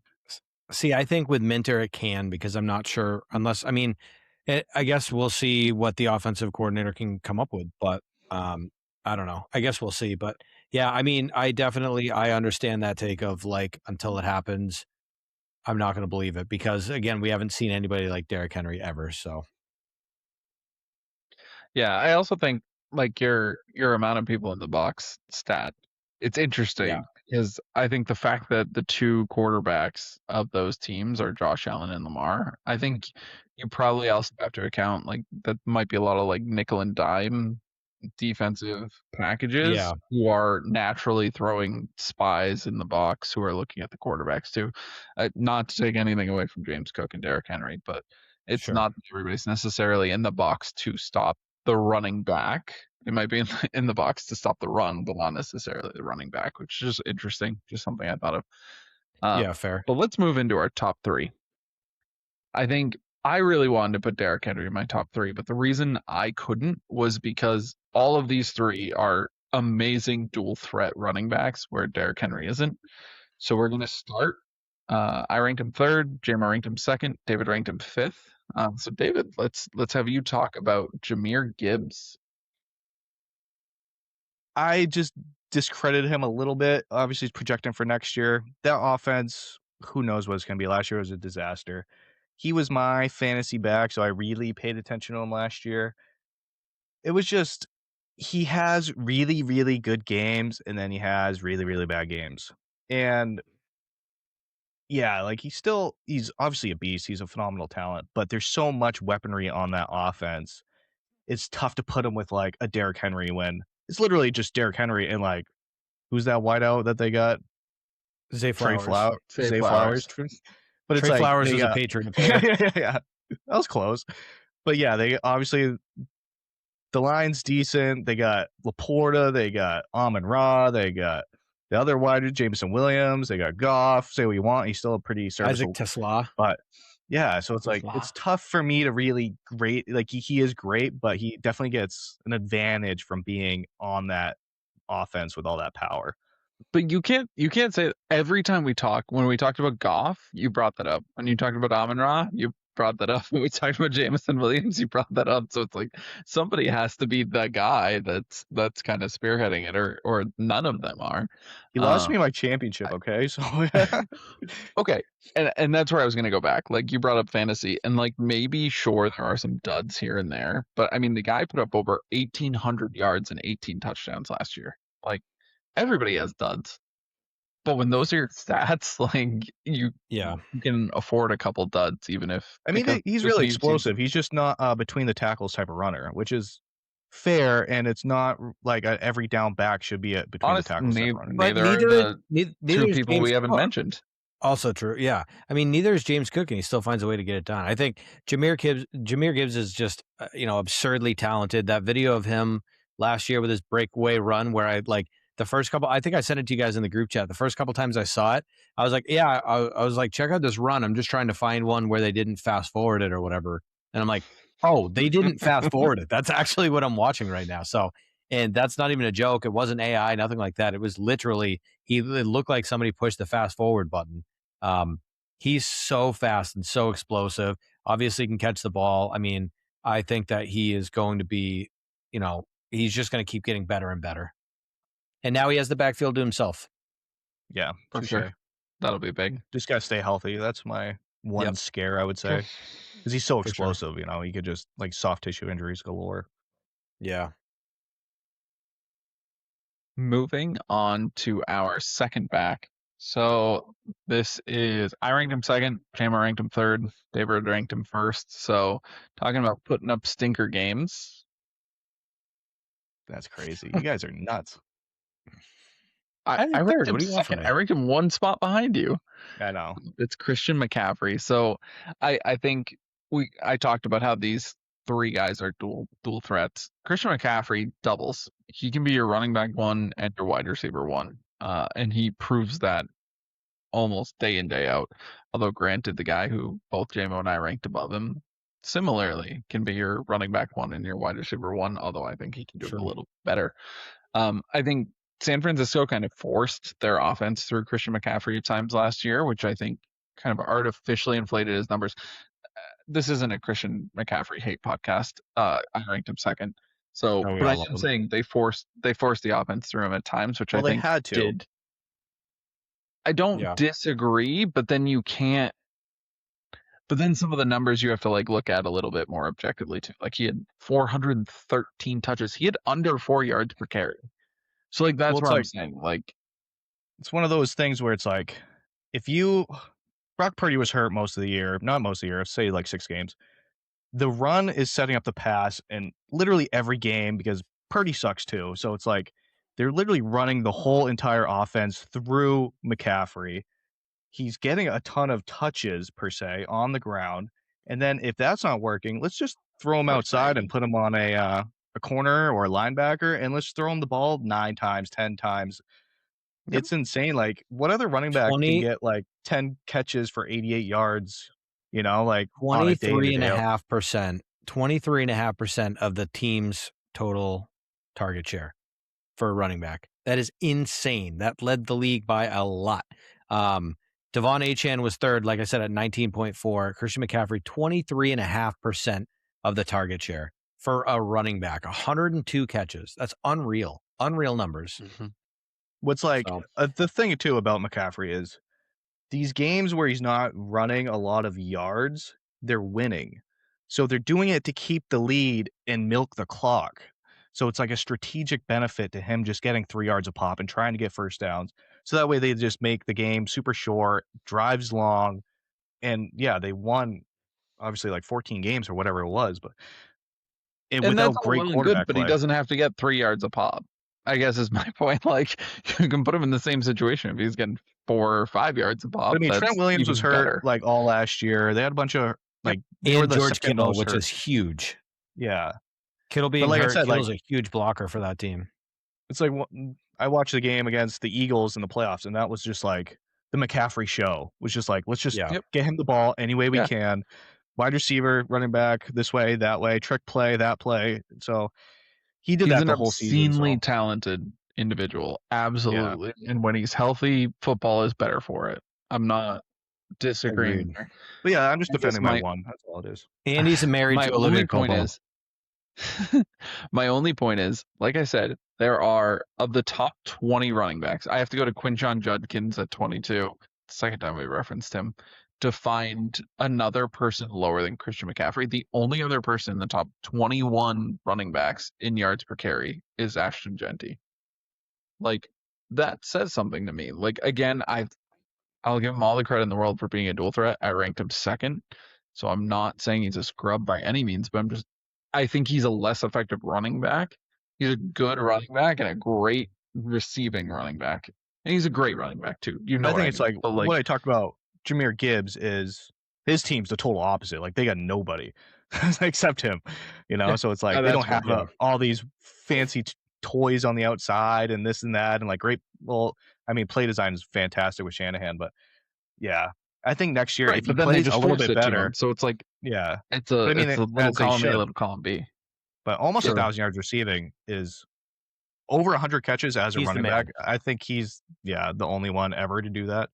Almost 1,000 yards receiving as a running back, probably the most of all time. It's insane what he can do for a bad year. I'll say, moving on to our number one is somebody who almost did that last year and is only 24 and is totally capable of doing it. So I ranked him 1. J-Mo ranked him 1. You ranked him 2. So I'm not saying you think he's a scrub either. But it's Bijan Robinson, who I think we all knew it was Bijan. Well, maybe David didn't. Whatever. Bijan. I'm gonna say he Bijan. Came out and said Bijan, and everyone just said no. Yeah, that's exactly what I think. I think he is everything Christian McCaffrey can be, and then maybe a little more. I think maybe there are some receiving packages where I might want Christian McCaffrey more, but very few. And he is the total package of running back. Like we just talked about how the whole offense went through Christian McCaffrey, and because of that, he had 3.9 yards per carry. Well, the whole Falcons offense went through Bijan, and he had 5.2 yards per carry. I learned Kyle Pitts and Drake London, and with a whole quarterback who couldn't get them the ball. True. And Kyle Pitts isn't anything special. He had that one game that was in fantasy championship week, so everybody's like, "Oh my god, Kyle Pitts! He had 3 touchdowns in a game." But most points scored by a tight end in fantasy ever. Yeah, no, I mean definitely like you said, Bijan did wonders for this team. I hate that we have to play him twice a year. I love watching him. His jump cuts and the way he play, like when you get the reels of him moving in slow motion against defenders, it is like when they have classical music going on in the background, it really is just a masterpiece. One of the big things that stands out, he was the third guy that had over 1,000 yards after contact. It was Jonathan Taylor, Derrick Henry, and then Bijan Robinson. One of the big things that stands out for Bijan Robinson, especially too, and talking about Christian McCaffrey. So Christian McCaffrey had 102 catches, and he had 720 yards after the catch. We love the yak for wide receivers. Bijan had 79 receptions and 857 yards after the catch. And now a lot of that is because he got more screens where Christian McCaffrey was running more traditional routes, but still, he had almost 20% target share for the team and 857 yards after the catch with 4 receiving touchdowns. Like, this guy is an absolute unit, and he's been on a bad offense over and over and over, and it doesn't matter. Like, he is still carrying them, and that's not going to stop. He is the best running back in football, period. Yep, agreed. And he's 5 years younger than Christian McCaffrey. And I'll say this, right? Like, I love yards per carry. I think it's a great mark because the only time that you can have a valid argument against yards per carry is that end of the game. But, great running backs at the end of the game when their team needs yards can still put up great yards per carry. Look at Derrick Henry. But so what I will say is putting it in a little perspective. So I brought up how Christian McCaffrey had low yards per carry and Bijan had 5.2, which is among the highest. But to kind of explain that further, Bijan had 24 less rushing attempts and had 270 more yards. So, that's what that can equate to. He had a game's worth less of carries and then 2 games worth more of yards from those carries. So just to kind of break out yards per carry a little bit differently to make it, I guess, a little bit more digestible. That's insane. 2 more games worth of production with a game's worth less of attempts is just outlandish. Yeah, I mean, I put him at 2, so I think he's obviously you think insane. he sucks? Yeah. What You heard I'm it here first, honestly folks. super excited to see is how he transitions into the Kevin Stefanski offense. For like you guys that don't really know ball that much, Stefanski was the Browns coach for a number of years, but what was that? Nick Chubb. Nick Chubb was the man. So let's see if Bijan can be the Nick Chubb of the Falcons. He can. And I promise yeah, you. I think so too. Already better than Nick Chubb ever was. So, Well, Nick Chubb did it for like so many years. So respect Nick Chubb on the Browns too. So True. I can respect him. He was a great running back. Bijan is Bijan's where Nick really Chubb good. ever was. I love Bijan. I don't think we have to go after this anymore. The only question at this point is when we have our fantasy draft, who's going to accidentally drive home that Ryan Robinson pick instead of Bijan Robinson pick. So funny. Yeah. It already happened before, and now they're on the same team. Makes Yep. it even easier. Yeah, Brian Robinson's great. He's our number one back. Yeah, true. So that's our top 20 list of running backs. Well, top 24, but each of us ranking 20. Let's move on to hot topics. So the first hot topic we have here, talked about it a little bit with David's hat choice, but the Celtics sucked. The Bruins suck. The Red Sox suck. We at the Context Matters podcast, we owe the entire city, Philadelphia, and the 76ers fans an apology. And by that It's I mean embarrassing. if Jason Tatum was healthy, they weren't winning that game. They might anyway. win. So you got lucky. No, David's a Tatum hater. No, I'm just disappointed in the whole thing. Not mad. I'm just disappointed. Yeah, it's so embarrassing. Like okay, Dad. The 76ers, they only had 6 games the whole year where Paul George, Tyrese Maxey, and Embiid played. 6 games. Are you kidding me? And you just let a 3-1 lead get blown away with those guys like taking over. Like Embiid looked like the best player on the floor at all times, offensively, defensively. Like if Celtics trying to get on the court, he is. When Tatum's on the court, nobody can cover Embiid. It's a different that's sure. I don't think anyone can cover Tatum, especially if he's healthy. Like obviously Tatum was like I think 85-90% in this series, but he was probably like I don't even think he was that high because he did not look good. And Paul George just shut down Brown, and it was just and freaking Peyton Pritchard after game 4, he was like, I'm not scared if Embiid comes back. We have defenses to prevent him from doing anything. And Embiid said after they won, that was his motivation to get him where it hurts because he's like, you guys can't cover me. You have nobody that can cover me.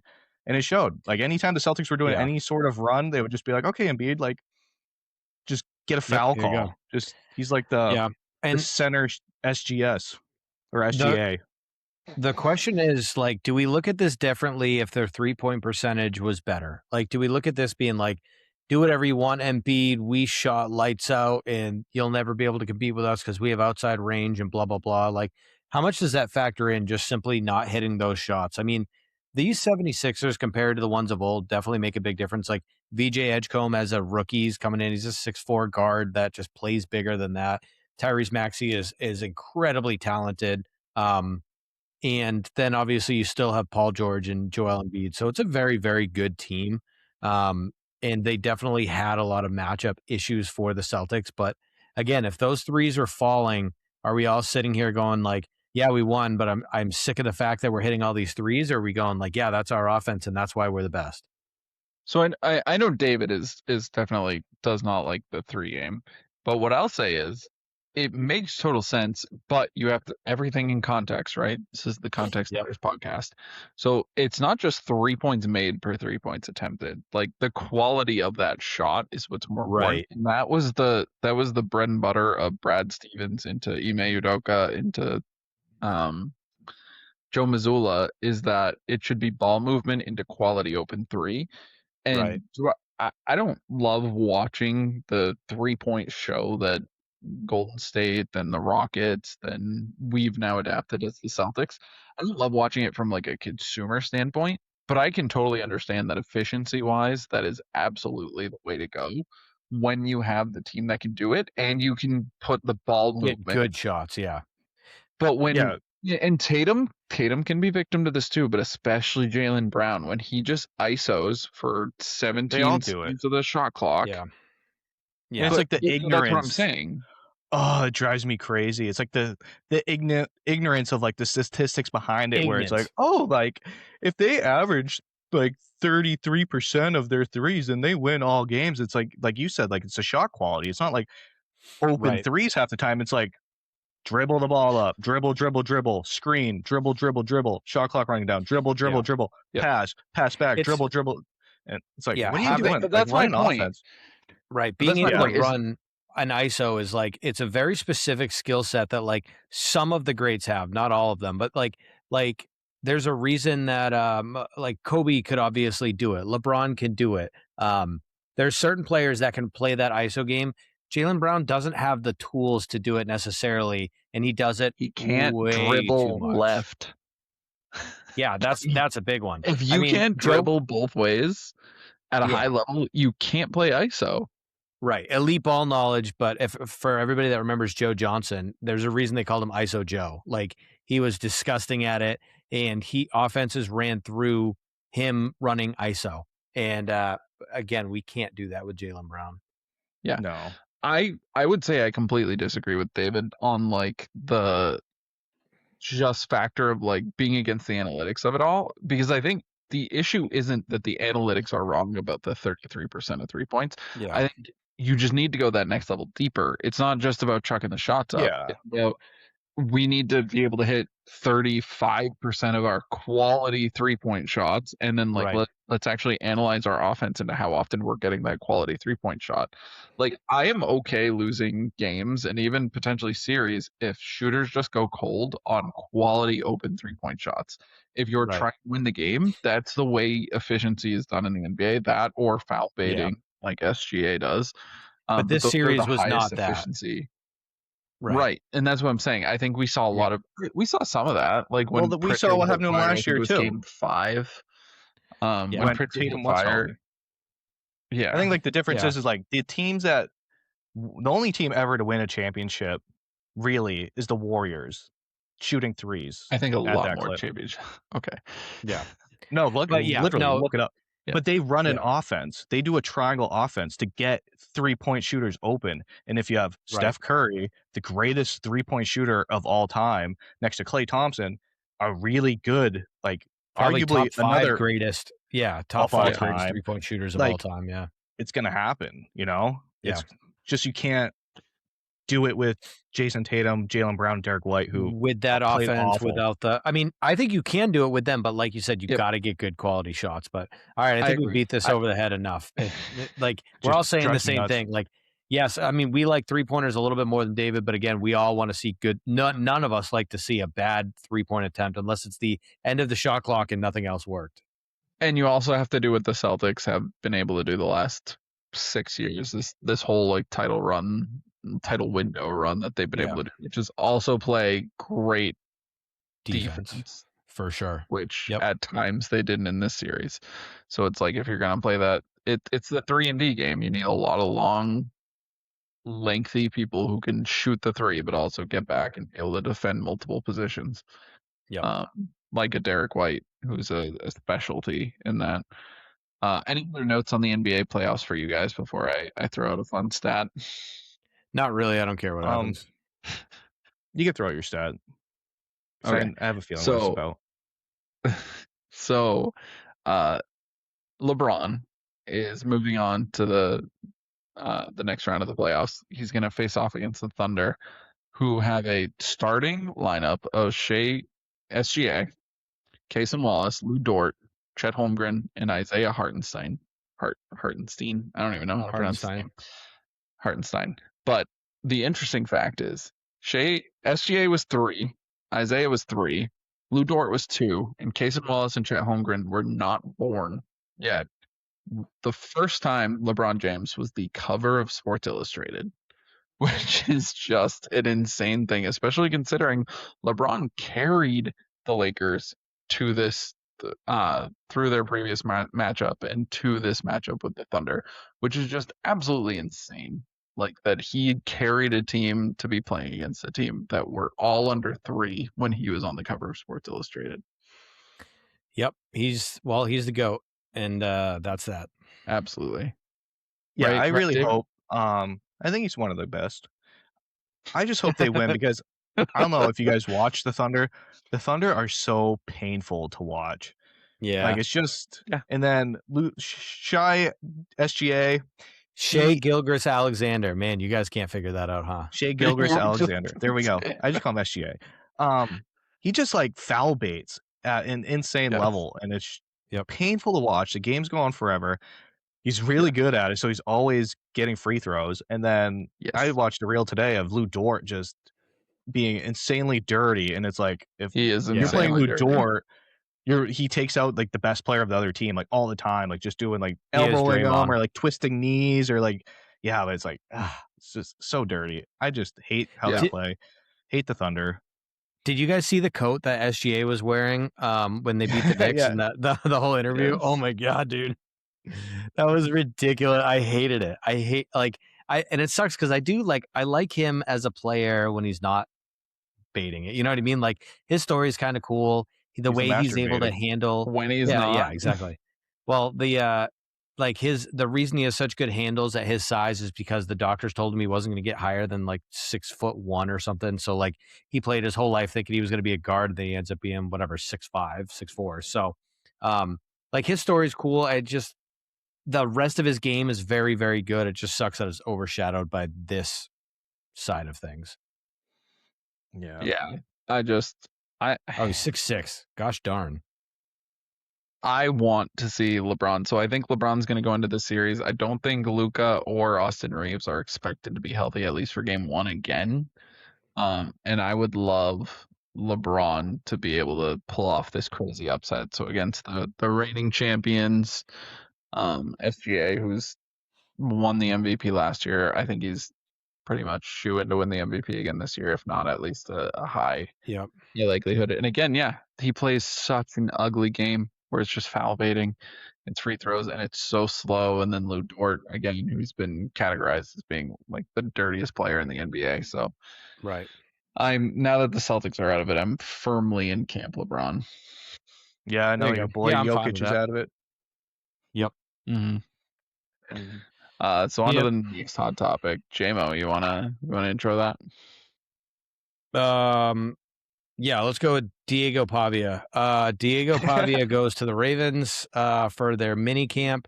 Pretty rude that they didn't invite him to the regular size camp, but whatever, it is what it is. That was the meme that was floating around the internet, and I absolutely love it. So yeah, Diego Pavia is going to work out with the Ravens and maybe play a backup role, and it makes sense. Like we talked about it in the offseason, he was considered a mobile quarterback, and if you have a starter that's a mobile quarterback, that's what you want your backup to be. If you have a starter that's a pocket passer, that's what you want your backup to be. It just makes everything easier on the offense and everything like that. So, okay, I don't think it's going to work out. He's just a ittle bittle baby boy, and they'll try him out. Like he was probably should have gotten drafted, like we talked about. So, sure, why not take a flyer on him? Yeah, and Yeah, I I he agree. chose to go to the Ravens too because he'll at least get some playing time. Yeah, when Lamar gets hurt, exactly. Yeah, I mean, he's still behind Snoop Huntley though. he'll be over him. You think? I don't know. Huntley's. I mean, he's we're one of talking the best about- backups in the NFL. We're talking about Pro Bowler Tyler Huntley. We are My bad. I'm more sorry. deserved than Pro Bowler Shadur Sanders. True, but not by much. But they're saying like Yeah. Pavia, whatever his name is, he didn't really get drafted because obviously his attitude. He didn't have an agent, so the Ravens picked him up. You know who else doesn't have an agent? Lamar Jackson. So it's kind of funny that they're in that corner of picking up players without agents that the league's kind of just blackballing. Lamar Jackson was also the most explosive player I've ever seen in college ever. But yeah, that's fine. Yeah, that's against plumbers though. But shut up. All right, moving on. I don't care about Diego Pavia. Okay, David, your last hot topic was a no from you. Oh, well, I thought the Spirit Brandon Airlines Sorsby. was one. Yeah, so the Brandon Sorsby gambling addiction. Shy Gilgeous Alexander. Yeah.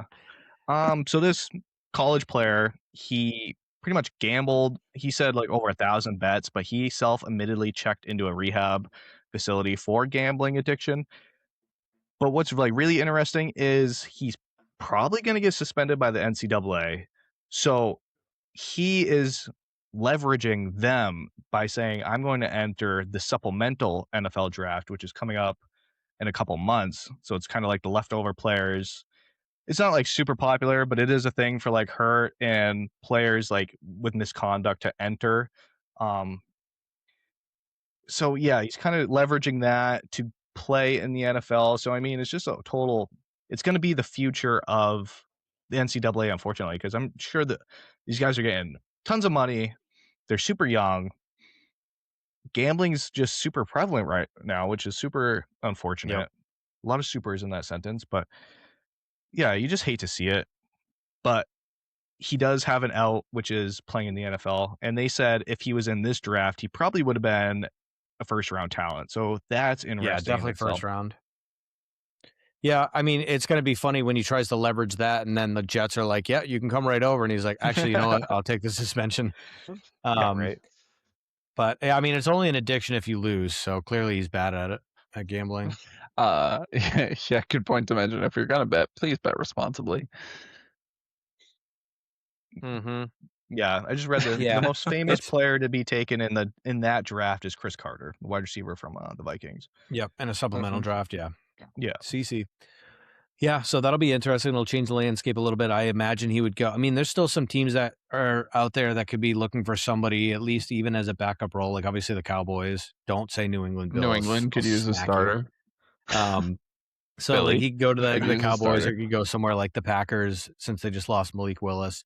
So we'll see. We'll see how that all plays out. But I think that's about it for Hot Topics. Yeah, absolutely. Someone just deleted. Oh, there we go.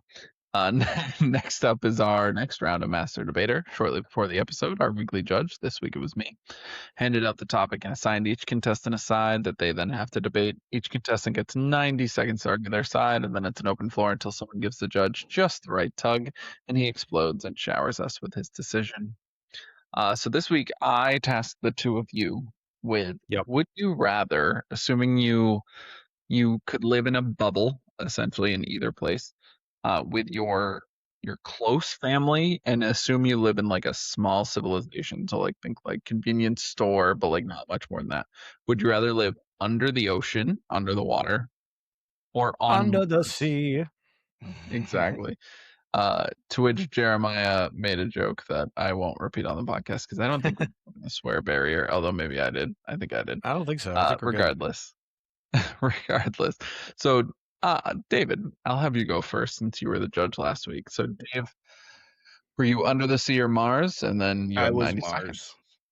Mm-hmm. Okay, so I chose I'd rather be on Mars. So you can call me Elon Musk's because of that, you know. Nice. Dry atmosphere, which, you know, is really good for, you know, my sinuses and my joint pain. There's new terrain to explore, you know. I like playing with rocks, you know, that's what I do for work. But, you know, just exploring like the new civilization and, you know, archaeology and digging around, that'd be kind of cool to deal with. The day length is actually pretty similar to Earth's. 1 minute on Mars is over a minute and a half on Earth. So technically you live a little bit longer, which is kind of cool. And if you're there for, let's say 40 years, you know, it's 60 years on Earth, right? Quick little math, maybe. Minute, sure, minute I don't think that that's how that actually works. Like the human body is still only going to survive for X amount of time, but that's fine. Go on. I was already thinking that. Okay. It's a little silly math. Whatever. You'll live longer on Mars. But the best part about being on Mars is you're in outer space and you can see space from different angles. You're not like under the sea and like you're trapped, and it's not like spinning, rotating. You can't see planets, you can't see stars and all that fun jazz. You're just stuck being sandy cheeks in the ocean. So that's kind of why I chose I'd rather live on Mars. There you go.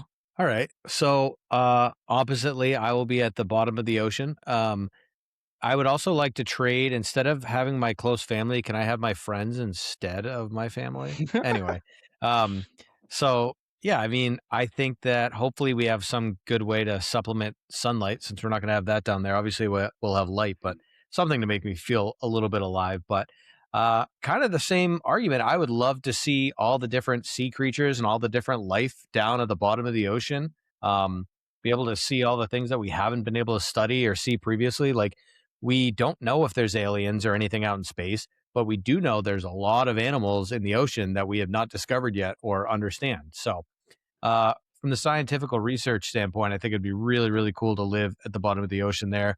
Again, maybe we get to see some mermaids, something like that. That's super exciting. So yeah, I think that side of the exploration is a lot of fun. Obviously, you know, we get to go for swims all the time. You're not gonna be able to go swimming on Mars, so that sucks.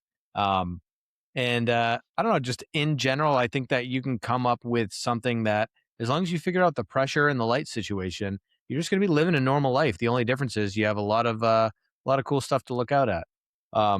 Unless, of course, it ends up being pitch black because we're at the bottom of the ocean. So I guess it depends on what part. But yeah, the whole thing's a hypothetical. So Yeah, I think as the judge, oh, Yeah. sorry, your 90 seconds are up, and I will say Thanks. before I toss it back to you, you can start the back and forth since I just cut you off. But I will say, yeah, I was assuming on both, like you'll have a maybe slightly different in terms of length of day and night, but you will have a day and night cycle. So yes, you would be able to have some sunlight here and Okay. there on a Yeah. traditional cycle. So I'll hand it back to you for the initial argument, but then Sure. this is the time where you guys can go back and forth. Yeah, I'll go right into the back and forth. I don't know with Mars' atmosphere. I don't know if you'll be able to look up and see other stars and space and stuff like that. But for the sake of the argument, we'll say that you can, just so that I could say that I could see the animals. So again, you know, maybe we see a megalodon pass by that we haven't seen in 100,000 years or something cool like that. So I just love the idea. I love animals. I love the idea of seeing all these cool creatures swimming around and getting to see life from that perspective versus the possibility of being up in space and just seeing endless nothingness forever. But nothingness is cool. You get a little telescope, you can make a day out of it. It's true. But Day. Make a day out of it, which is going to be a shorter day than it would be on Earth. come on, just make because a of how it joke. rotates around the Then you got sun. your whole life left. yeah, that was a joke. Yeah, I don't think it would be as bad. There are frozen glaciers up there, which you can extract water from. So you could have some sort of swimming holes if you were advanced enough. I assume if you're living there, you're advanced enough to have. Billy's about to look it up. You know, like running water and stuff like. Oh, yeah, okay. But yeah, I think it would be super neat to just see like Jupiter a little bit closer and all these other planets. But moons and planets to me are animals to you. You know, just to each their own. True. Nice. That's a good way to end it. This is a very friendly segment. I like Yeah. this. This was nice. You suck. That's just it. That's a famous quote. Moons and planets to you are animals to me. Very famous quote. Yeah. This is actually a tough one. I feel like it's really close. I think because it's close, I'm gonna have to knock David on the fact that you won't live any longer and the human anatomy is still just the human anatomy. So the way time passes will be different. You won't live any longer. So I Nice. think because it's really close, that's gonna be Yeah, my but what I meant to factor. say was like you'll live the same amount of time, but You get more days out of people it. yeah. That's fair. I'll win on a technicality. I have no shame in doing that. Yeah, you can win. It's fine. That's a technical foul. Well, good, because he was gonna win anyway. You didn't have to agree with it. Heck yeah. But next I up, just couldn't be Sandy Cheeks. That's it. That's all. Nice. What I envisioned. That what was you were funny. like, I was going to say That you'd was rather in the you'd water rather be reference. you'd rather be Matt Damon growing a potato. yeah, So I like potatoes. I will. Next up, I'll give you your time to shine. So it's David's Cookie Corner. Did we actually land on the moon? Was the CIA responsible for the assassination of JFK? Are birds real? I'm still waiting for that episode. The people yearn for answers, and David will try his best to provide them in this off-season segment. Over to you. All right. So this hit my desk probably Monday, so it's a little shame that I couldn't squeak it in last episode, but it is pretty interesting to say. So going back to like this war, there's obviously a lot of information coming out. two sides, and now it's like the real. I would say that's like the first war ever where you can get information from both sides as it's happening in real time, especially with the internet. The internet's a great thing. So Iran has been claiming for years, let's say, I think it was 40 years. In the 80s, they were talking about how they were blaming the US for manipulating the weather and quote unquote stealing their rain. So that's continued to happen. Every time they talk about it, they were on the verge right now of moving their capital to a different spot because of how bad the drought is. They're in a once in 100,000 year drought right now, which is insane to think about. So yeah, things aren't looking good for them. They can't grow crops. Obviously, water is a valuable asset to life. But last week, they destroyed a weather station, a U.S. Israel weather station, and ever since it's been raining. So that got the wheels spinning. So let's go into Operation Popeye. So if you guys don't know, this happened in the Vietnam War. It was a military weather modification program, 1967 to 1972, that used cloud seeding to extend the monsoon season over Vietnam. So guerrilla warfare, they're just fighting in trenches and bunkers. So the whole point of this was to just cause so much rain that it would initially swamp them out of their place of fight because we were just losing that war so bad. So that is the start of weather manipulation, and that is like a real operation that happened. So the whole idea in reducing rainfall in an area is you can cloud seed before it gets to a point. So if you want to have it not rain, like obviously somewhere, you hit it prior in its cycle and it'll rain just sooner. Yep. So yeah, they've been doing it for quite a long time.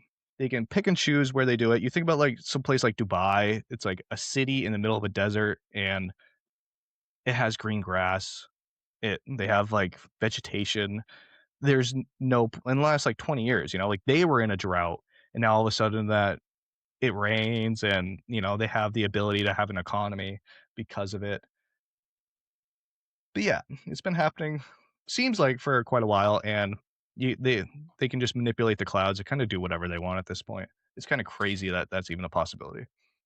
Yeah, I mean, out of all the conspiracies, like that's one where I think it's completely believable considering all the other things I've seen technology be able to do. Like weather is quite literally like, you get some ions moving in this direction and a little bit of heat and a little bit of cold and a little bit of this and a little bit of that, and it's cloud and rain and precipitation, and then it's just the water cycle. So it feels like something that we could certainly be able to do. So that is super interesting and also definitely a very good war tactic because you get to cripple an entire country. So I don't know what degree we would be able to do that, but obviously to any degree is pretty impressive. And just a friendly reminder, it's not a war crime if it's the first time. So yeah, as long as they can't prove it for a little bit, we can keep getting away with it. Yeah. So I'm just reading like off of Wikipedia. So it says like the most common chemicals used for cloud seeding include silver iodide, potassium iodide, and dry ice. Liquid propane, which expands into gas, has also been used. So yeah, they just use a bunch of chemicals to just not give the illusion of Create, rain, but it yeah. actually creates like a precipitation of sorts.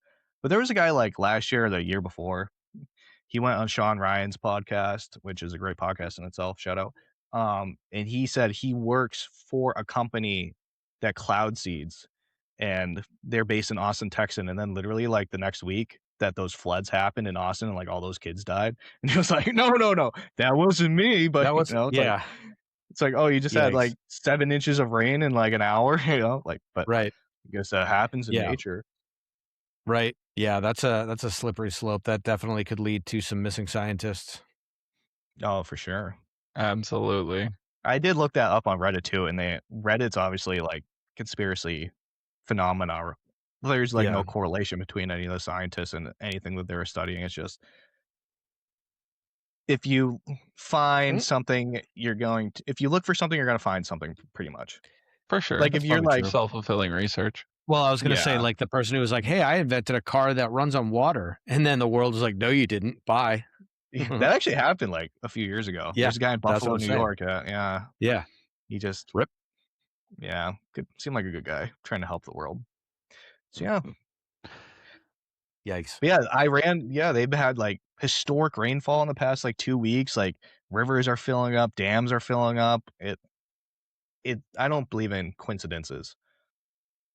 Well, it sounds like we know. Yeah, I mean, I believe it's possible. I'll leave it at that. There's some crazier things that I don't believe, but that one, yeah, I'll chalk it up as a possibility. For sure. That's all we get Okay. from Bill is for sure. That's it. I know. There's certain know things you. I don't necessarily want to talk about.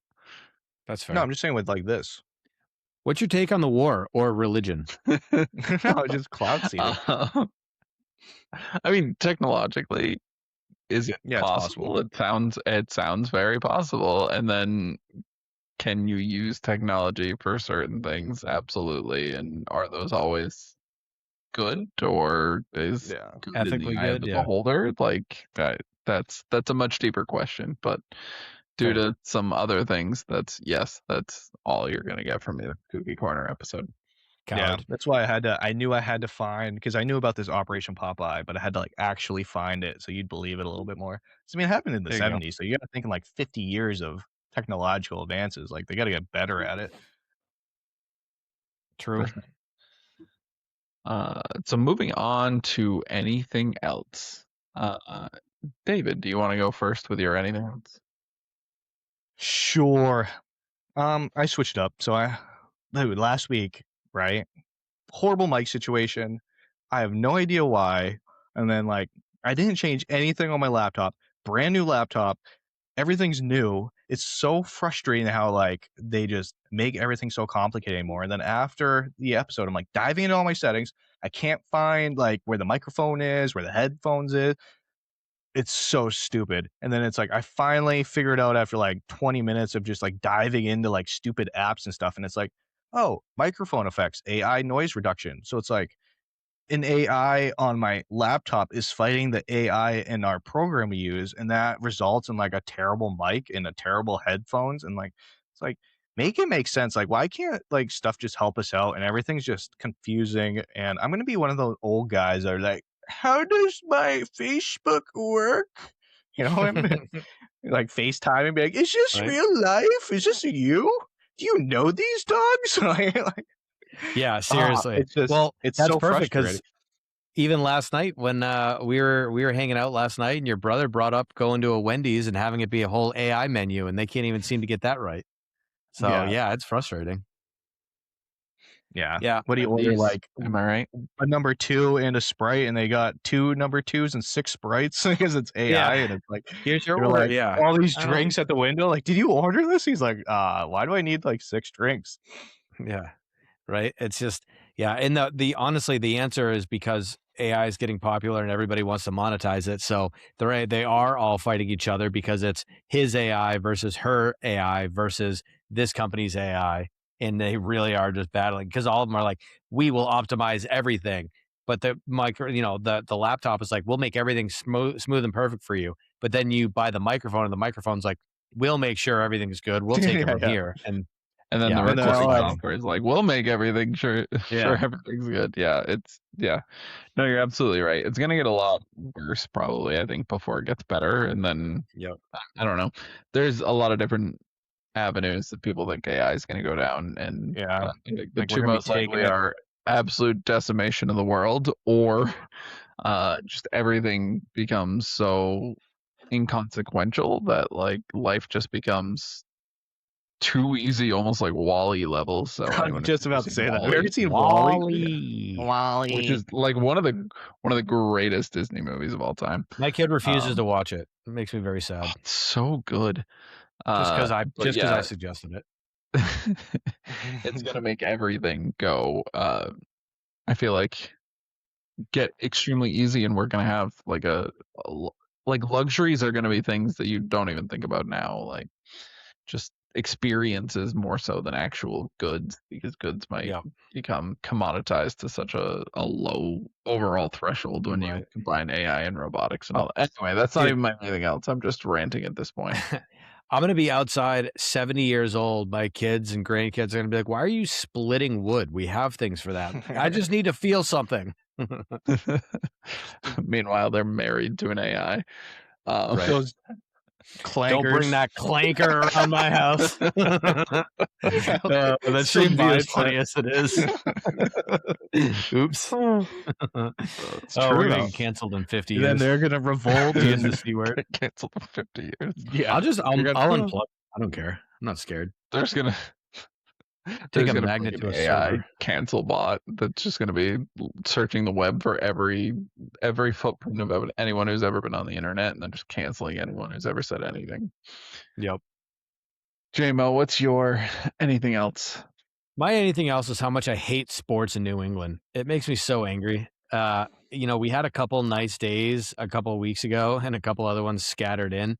And I'm like, all right, winter's over. Let's get into golf season. All I want to do is get outside and golf so I can see if I can break 400.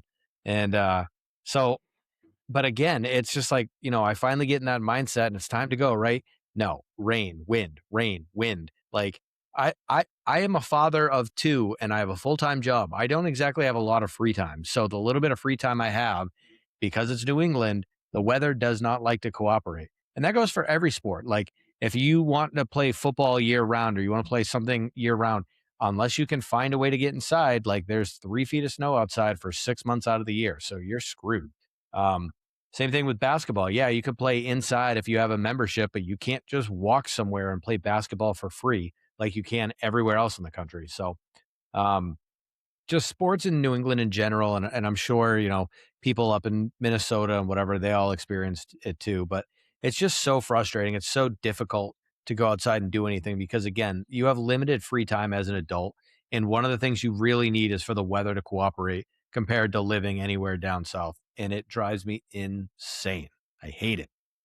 Yeah, I don't blame you. I used to skateboard a lot as a kid. And it was super frustrating because, like, you only have, like you said, like 7 months out of the year, like really get good and like get better. Where then like kids in the South or West Coast, like they can do it all year round, and it's so much easier to just get better at something if you're doing it every day all year. And then like all the pros in that usually come from like warmer climates because, like you said, you need to find like an indoor skate park, and then that's super expensive and everything that goes along with it, or your snowboard, which is like it doesn't help your skating, but like it's something similar. But at the same time, it's like it doesn't help necessarily you get that much better. Unless you're going to an indoor range, like taking 6 months off from golf, which is already an incredibly difficult sport, that is not good for anybody. It takes, it feels like it takes a couple months just to get back into the groove of where you were the year before, and then before you know it, the season's over. Yeah, it's almost like taking like 10 years off of basketball and still thinking you can play. That's a good point. It's gonna happen. So great reference. So scared. Long-term eagle-eared listeners of this podcast will know that Jeremiah is absolutely going to get ran in a one-on-one against me. Even though Jeremiah plays basketball every week, and I don't play basketball. But I don't care. I'm still going to run it. Billy, when you look in the mirror, what do you see? LeBron James. Dominate Jeremiah. LeBron James. No, I don't get me wrong. Like, so we all know Steve, our good friend. I know, but Steve. I played flag with you, and you asked for funny. matchups, and then they moss you, and that was actually kind of funny. Okay, so for some reference, we played a team recently of a bunch of like 18-year-olds. We slaughtered them as we should, but one of them was like insanely talented. He was probably like 6'4", something like that. He had some good height, super athletic. And Billy's like, we're smoking him. Billy's like, throw him a fade right now. Like they're on the goal line, and they threw him a fade, and the kid like mossed. It was great. It was great. It was a great ball, honestly. It was a great ball, great catch. But it was just funny. You asked for it, and you got it. I asked for it, and I did. But there's a part of you that thought you were going to stop it. That's the part I like. That's if it wasn't a perfect throw, I would have. I was in great position. I was in absolutely great position. Don't get me wrong, like he absolutely still Well, lost you told him the but- route that you wanted him to run, so I would hope you'd be in good position for that. That's a little bit of an Well, advantage. Yeah, I cut still off the got slant that I myself in knew the he was running. position. Like he still could have made a play to outposition me or box me out or something, and he didn't. I was in perfect position. But anyway, I absolutely run your shit jam out. My point was, Okay. we have a friend, Steve, that we all know, and I'm just using him because we all know him. I wouldn't say I could beat him one-on-one in basketball because I know I couldn't, I hope but I not. know I could beat JMO. So it's not that I can beat anyone. That's I'm not such an saying I can beat insult. anyone. That's It's mean. not okay. Do we have to give context because context matters? Steve played college ball. He's huge. He's I don't know, like uber talented at basketball, like specifically. Like his family is all a basketball. I family. think Like, I think that's fair. I want to make it very clear. I am not any kind of phenomenal basketball player. I am just okay at He best. thinks he's the I best. just I don't think that Bill, who doesn't play basketball, is just going to walk up and beat me. I just don't think it's going to happen. I am. I believe it. I believe it in my All soul. right. I'm a much better one-on-one player than I am a traditional basketball player. So Gross. I'm I'm excited. the opposite, I'm but excited. that's fine. I'm gonna talk all this, and then I'll back it up. So we will try and record that and stream that live. That's the current going plan. Is David will both ref and hold the camera and stream it live. So we'll let you know once we set it up, but it'll be this summer. So on to my anything else, which is gonna feel a little anticlimactic now. I just broke the smart barrier earlier, so I'm gonna do it again. Yeah, you I did. fucking hate ants. I hate ants. I just like there's nothing I can do. Like every night I clean the dishes and like make sure they're so clean, make sure there's no food scraps anywhere. And just like you can't get rid of them. I have like 40 ant traps set up. I have kids. And I'm like, you know what? At this point, I'm going to start getting the little like poison ones and like throw them on the ground too. And just make sure we watch our kids well, like, or even better. And like, I mean, yeah, the younger one's starting to crawl and he's not starting to crawl, but he's crawling and he's everywhere at this stage. So it's just like, I don't want to put ant traps down everywhere, but like I'm getting there because like just ants, they just get everywhere. It's just insane. I feel like it's every year around this time. I'm like, okay, our house is like clean. It's really clean. There's no way that ants are going to be here. And do you not get sprayed or something around your house every year? No, I don't. Too get sprayed. cheap. Yeah. So there's your answer. Too cheap. That That's works for exactly literally true. everybody. It works for literally everybody, but you couldn't be fucked to put out a couple dollars to get that done. And then solve all of your problems, and you don't have to hate them anymore. A couple dollars. Yeah, like just bought a $200. grill. Yeah, that's not a couple dollars. He bought a grill my that he got gosh. for free. It's true. Dude, just use This that guy. money for what's it called? Buy some ant deterrent. Find some way, dude. You just put it Bill- along like the Bill foundation of your house. He just refuses to Ocean spend State money. sell that. He won't do I think that. so. They had like a garden section. I'd be willing to take a gander. I'll have to check it out. I just haven't even. Yeah. It's like a little push thing, and you just chugga, and then you just spray it I know everywhere. the pump spray thing that you're talking about. I know what you're talking about. I just didn't know they would sell it. Or just pay $200 to have somebody come out and spray around your house. Fuck that. Oh my god! But also there's ticks and mosquitoes and I bet you Bill can control the weather. probably Anyway, yeah. can control ants. I know we're What is already this, a over. school for ants? It's got to be at least 3 times this size. You just got to convince your kids to eat them. because that's how you get ants. Get some protein. True. All right, yeah, let's get out of here. That's disgusting. Okay. Any closing thoughts, Davey, before we close it out? Go Red Sox. Go Sox! The No. kids are starving. I hate the Red Sox anyway. So like it's been a 180 for me just with Fenway Sports Group, and I don't know, they've done some shady. Want to talk about a kooky corner and look up the shady shit John Henry and the Boston Globe and all that. Yep. To people around this area, like it's disgusting. So I'm until they sell the team, I'm out on the Red Sox anyway. Nice. But that does it here for us here on Context Matters. Thanks again to Hyatt Trucks. Check us out on YouTube at Context Does Matter and Spotify and wherever else you can get your podcasts at the Context Matters Podcast. Also follow along with us on Twitter at Context M Podcast and Facebook at the Context Matters Podcast, as we will be keeping the reactions and discussion going all off season long. Reminder to email us at the Context Matters Podcast at gmail.com with your ideas, takes, or anything else you want to see on the show. I'm Bill, along with David and JMO. Thanks for joining us, and we will see you next week. Goodbye. Goodbye.